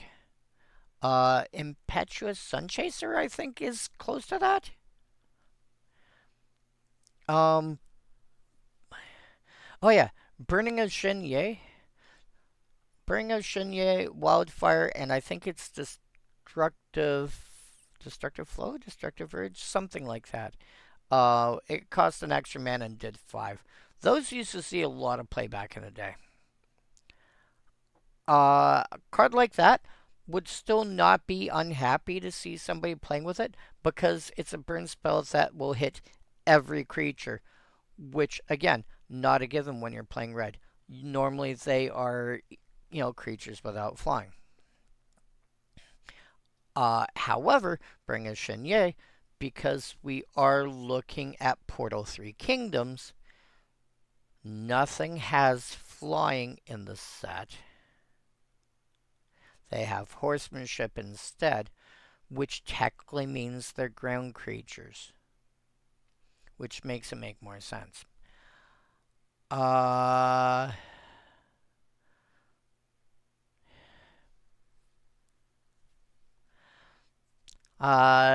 Chan Artful Beauty can be lots of fun. If you can manage to pull off Diao Chan Artful Beauty in the right kind of deck, you can consistently, like, if your stuff has got like indestructible or whatever, mono red just like blow up 2 creatures every turn, have fun. Rolling Earthquake. Again, most people are not playing with cards that have got horsemanship, so therefore this will kill this will burninate all creatures and all players. Let's go green cards. These greens go on when I close my eyes. Whenever a creature chooses a creature in play, he or she can't choose Taoist Hermit.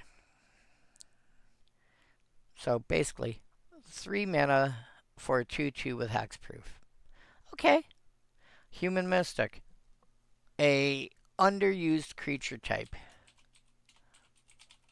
We've done this before. There's only 7 mystics in the entire game.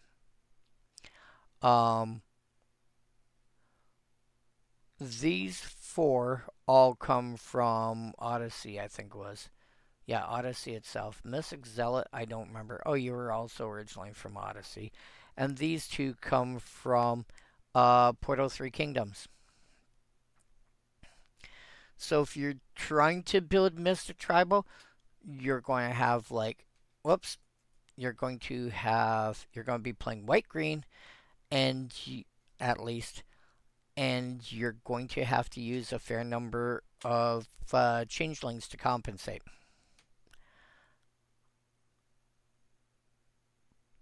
But 3 mana hexproof, playing hexproof is not an unreasonable strategy. If you're going hexproof, that's an option.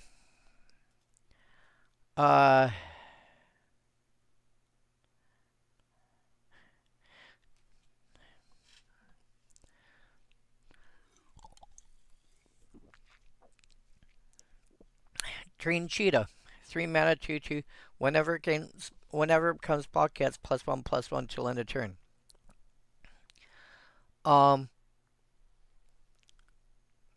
Realistically, getting extra blocking in is going to be really hard. The same problem we mentioned before about the white shoe card, shoe defender.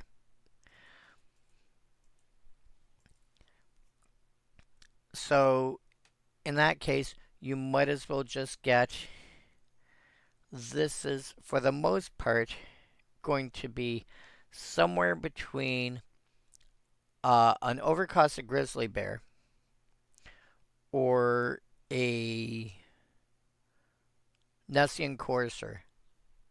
And if you're playing Nessian Courser, why are you playing Nessian Courser? Don't even play it because it's a cat. Again, if you're playing this because some non-mechanical reason, go ahead.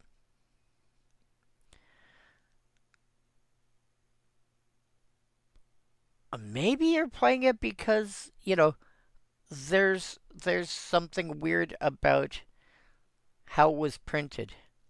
Portal 3 Kingdoms cards 154 and 156 were printed with an incorrect collector number. In other words, Train Cheetah and Train Jackal probably should have been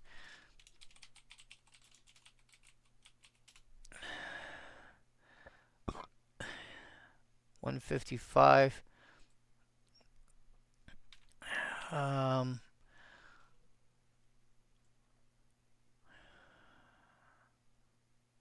54. Set P3K, card number 156. Tripwire.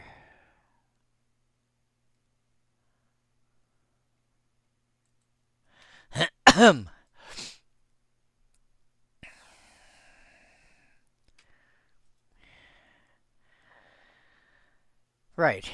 So somebody oopsed on the card numbers.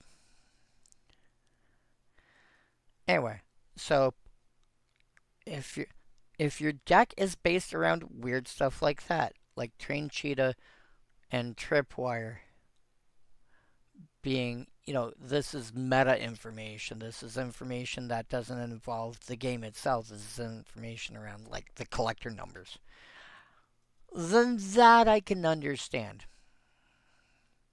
It's a weird way to, but then, you're starting to look at, um, exhibition. You're looking at, your ultra casual commander deck. Something that is based on something unusual. This isn't, this is, maybe you're making Aurochs tribal or something. That's where bracket 1 comes into play. I am building this deck to see if it can be done. And it's still not very good. Yeah. But Train Cheetah, honestly, if you're looking for a cat, start off with Jewel Thief. It just does so much more. I know I keep bringing it up. But when you're looking for a recently printed card, this is what, 2022, so 3 years ago. Common, 3 mana, green +2, 3/3, vigilance, trample, when it enters make a treasure token, which essentially means that you're paying 2 mana for 3/3 vigilance trample. Compared to Train Cheetah, which is a 2/2 that will occasionally be a 3/3 till end of turn. Lower rarity, higher stats, more things that it does.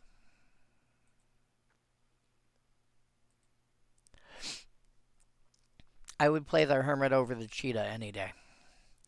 Taoist Mystic, 3 mana for a 2/2, can't be blocked by creatures with horsemanship. Eh?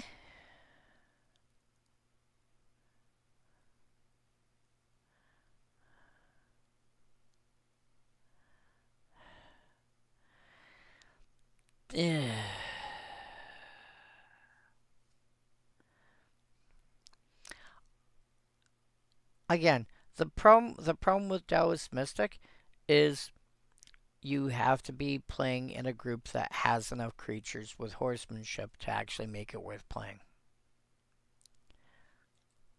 I wouldn't bother otherwise. Tripwire, again, same problem with Taoist Mystic. Destroy target creature with horsemanship. Notice that all 4 of these cards have the exact same mana cost. Green +2. Spring of Eternal Peace? Don't. This is 5 mana, gain 8 life. Or you could pay 3 mana less at instant speed and gain 6 life off of Nourish. And because it's a 2 mana instant, you can throw that on Isochron Scepter and gain 6 life every turn. And if you're looking to do that, if you're looking to gain a large chunk of life, again, this what we're trying to do is Stream of Life. Spring of Eternal Peace. Okay. Feels similar in terms of the kind of names it would have.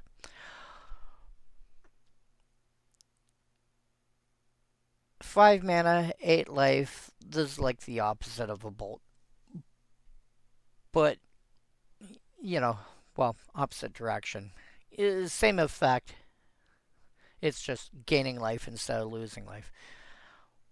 But you have to gain enough life compared to the mana cost to make it worthwhile.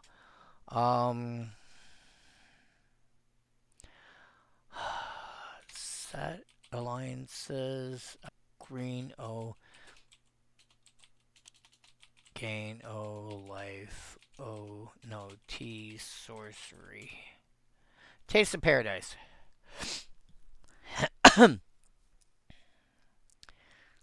This is 4 mana to gain 3 life. And then for every 2 additional mana you paid, you gain another 3 life. So for 6 mana, you gain 6 life, which sounds meh. But after that, you start pulling ahead. The reason to play this over other life gain cards at all is because you can pull pretty far ahead.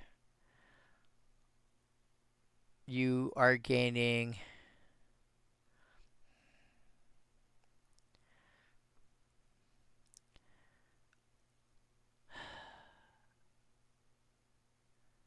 subtract 2 from the amount of mana you're paying,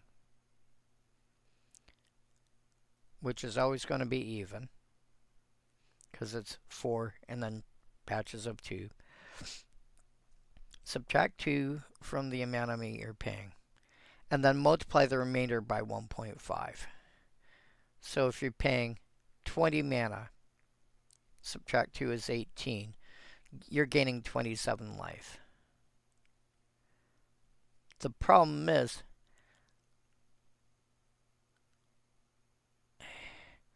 that's still not a good deal.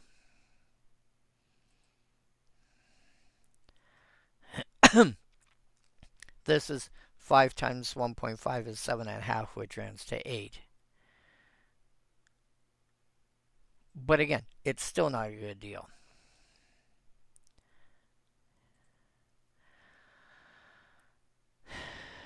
So, yeah, if you're looking to gain life, there's, like, if you're playing green-white, you can gain 7 life for 2 mana. Heroes Reunion.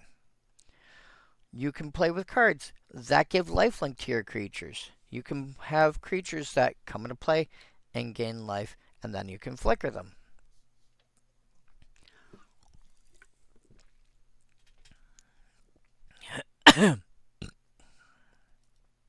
Slashing Tiger. Whenever it becomes blocked, it gets +2/+2 till end of turn. It's a 4 mana 3/3 that can become a 5/5. Better than the Trained Cheetah.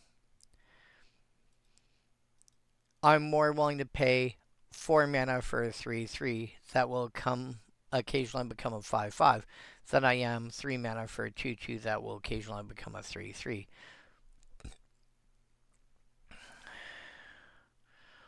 But not thrilled with this at all.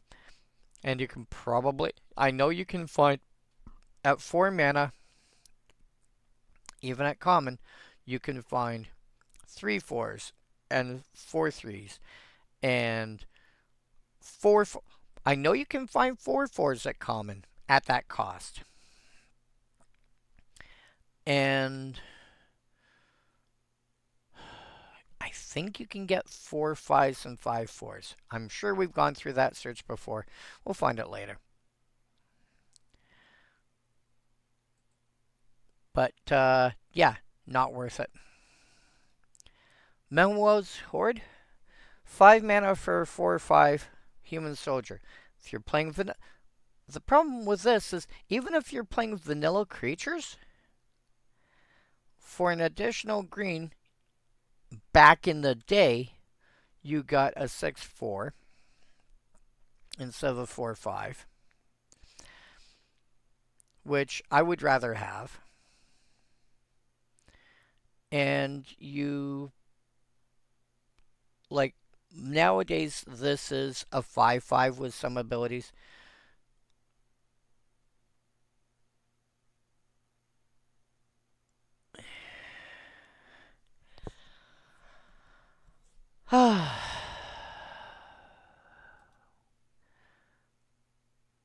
you should be doing better than this. You are playing this even a vanilla deck. You are playing this for some kind of flavor reason.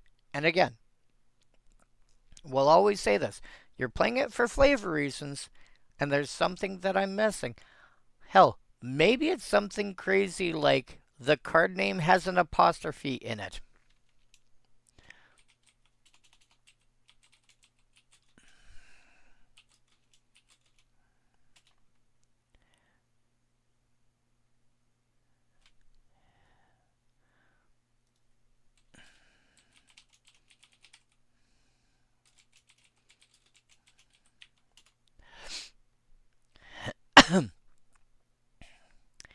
There are roughly 2,100 cards in the game so far that have apostrophes that you can play.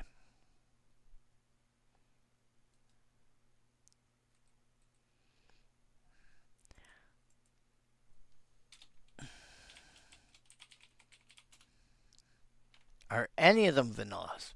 Yes, 8 of them are vanilla creatures. Okay. 6 of them are actually vanillas. The other 2 are vanilla creatures that have an adventure added on. So it's debatable whether those count. Oh, incidentally, one of them is Garrick's Gorehorn. 5 mana for 7/3, which averages to a 6/4 or a 4/6, which is better than Meng Huo's Horde.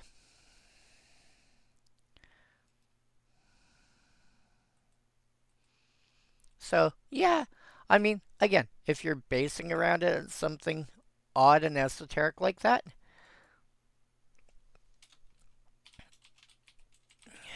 how many commanders are there? 153. Okay. Um, how many of them are multicolored? 88. Cool.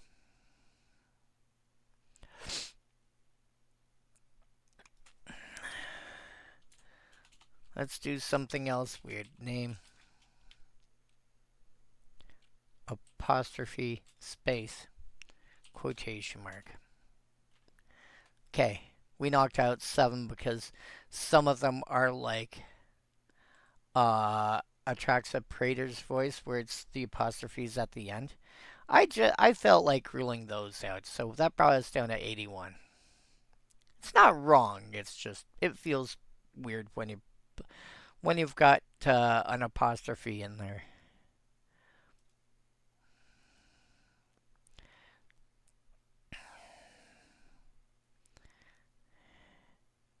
Most of them are going to be something apostrophe yes. Some of them don't. Okay. But yeah, if you're building around that, maybe. Southern Elephant. 1 green plus 3 for 3/4. Would rather have Southern Elephant most of the time over Slashing Tiger.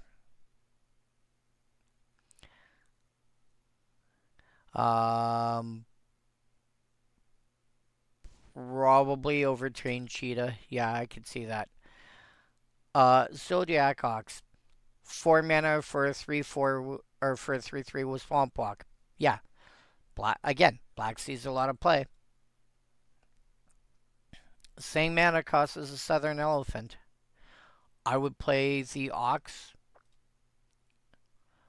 Oh man, Zodiac Tiger. Too great. Probably getting a cat tax these days because it's $46. It's not a bad card, but it's $46 for 4 mana, 3/4 with Forest Walk. But again, going to be unblockable. Like these two are going to be unblockable so much of the time it's not even funny. uh, but yeah, Southern Elephant would be fine.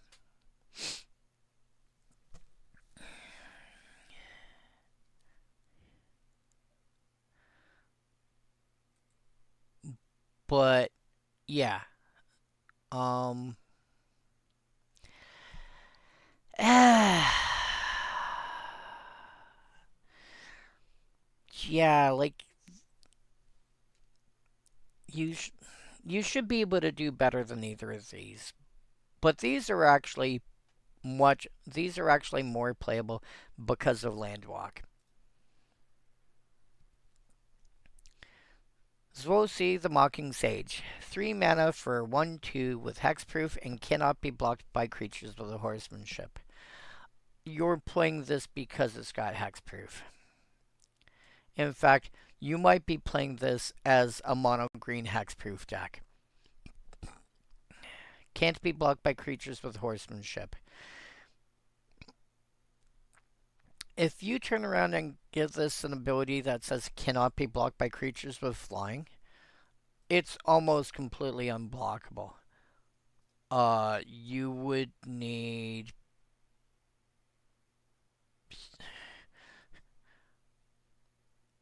Oh no. Can't be blocked by horsemanship. Can't be blocked by flying. Then give it flying or horsemanship. Actually, no. If you give this horsemanship somehow,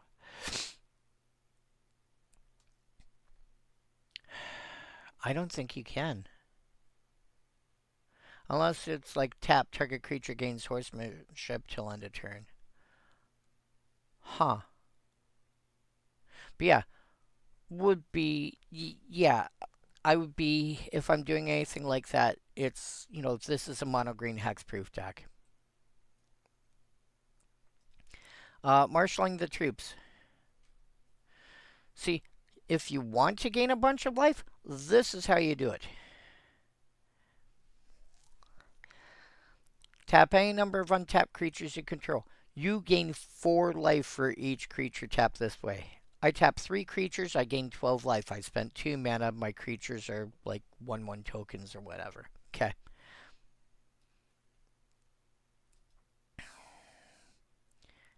And again, this is the kind of deck where, I mean, you can go 2 mana, tap 1 creature, gain 4 life. But tap 2 creatures, gain 8 life. Much better. Like, just tapping 2 creatures is so much of a payoff. Again, you're looking for a deck that wants to gain a bunch of life at once. Is that what you call it? Nope. Sunbond? Yeah. Whenever you gain life, put that many +1 counters on this creature. There's this, and there's another card that has the exact same text, and I think it costs 1 more.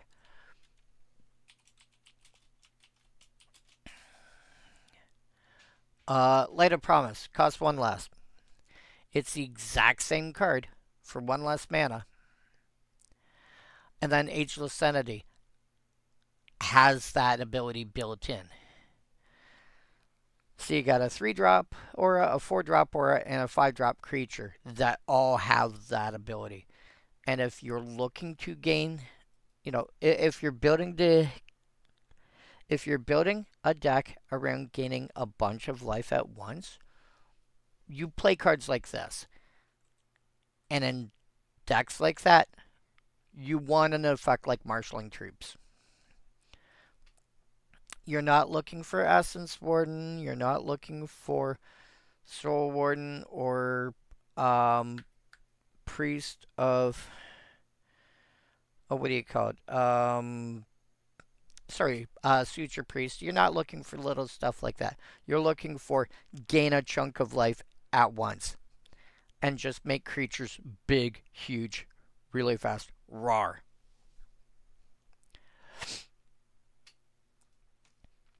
And an effect like Marshalling the Troops, I tap 2 creatures. I tap 2 lands and 2 creatures.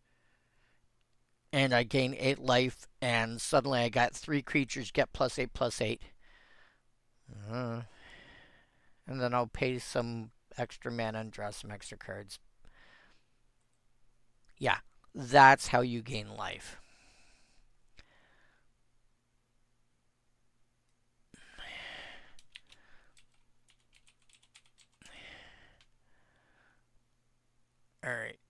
know what? Let's do...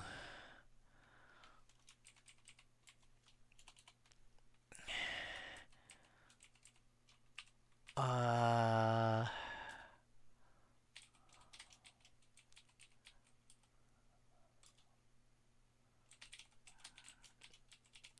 See if this does things how I want. Yes, it does.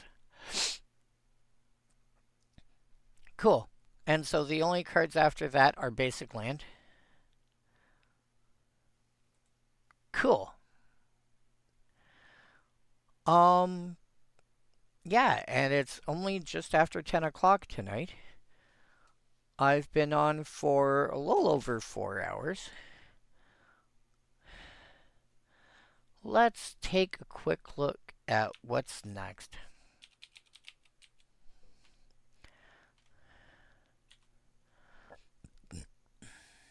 Starter 99. No, what? Because it's Starter 99 and Starter 2000, which are S00. I'm curious.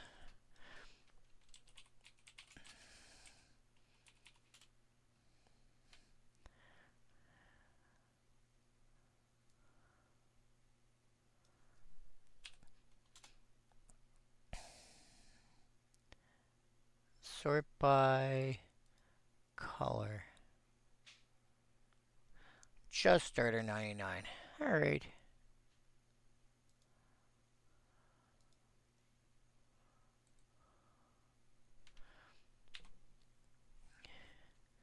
So what if I do S99, color equal white? Alright, I'm going to stop the recording momentarily.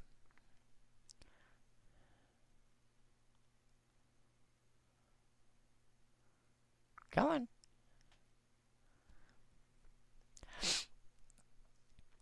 And then I will restart the stream in a moment.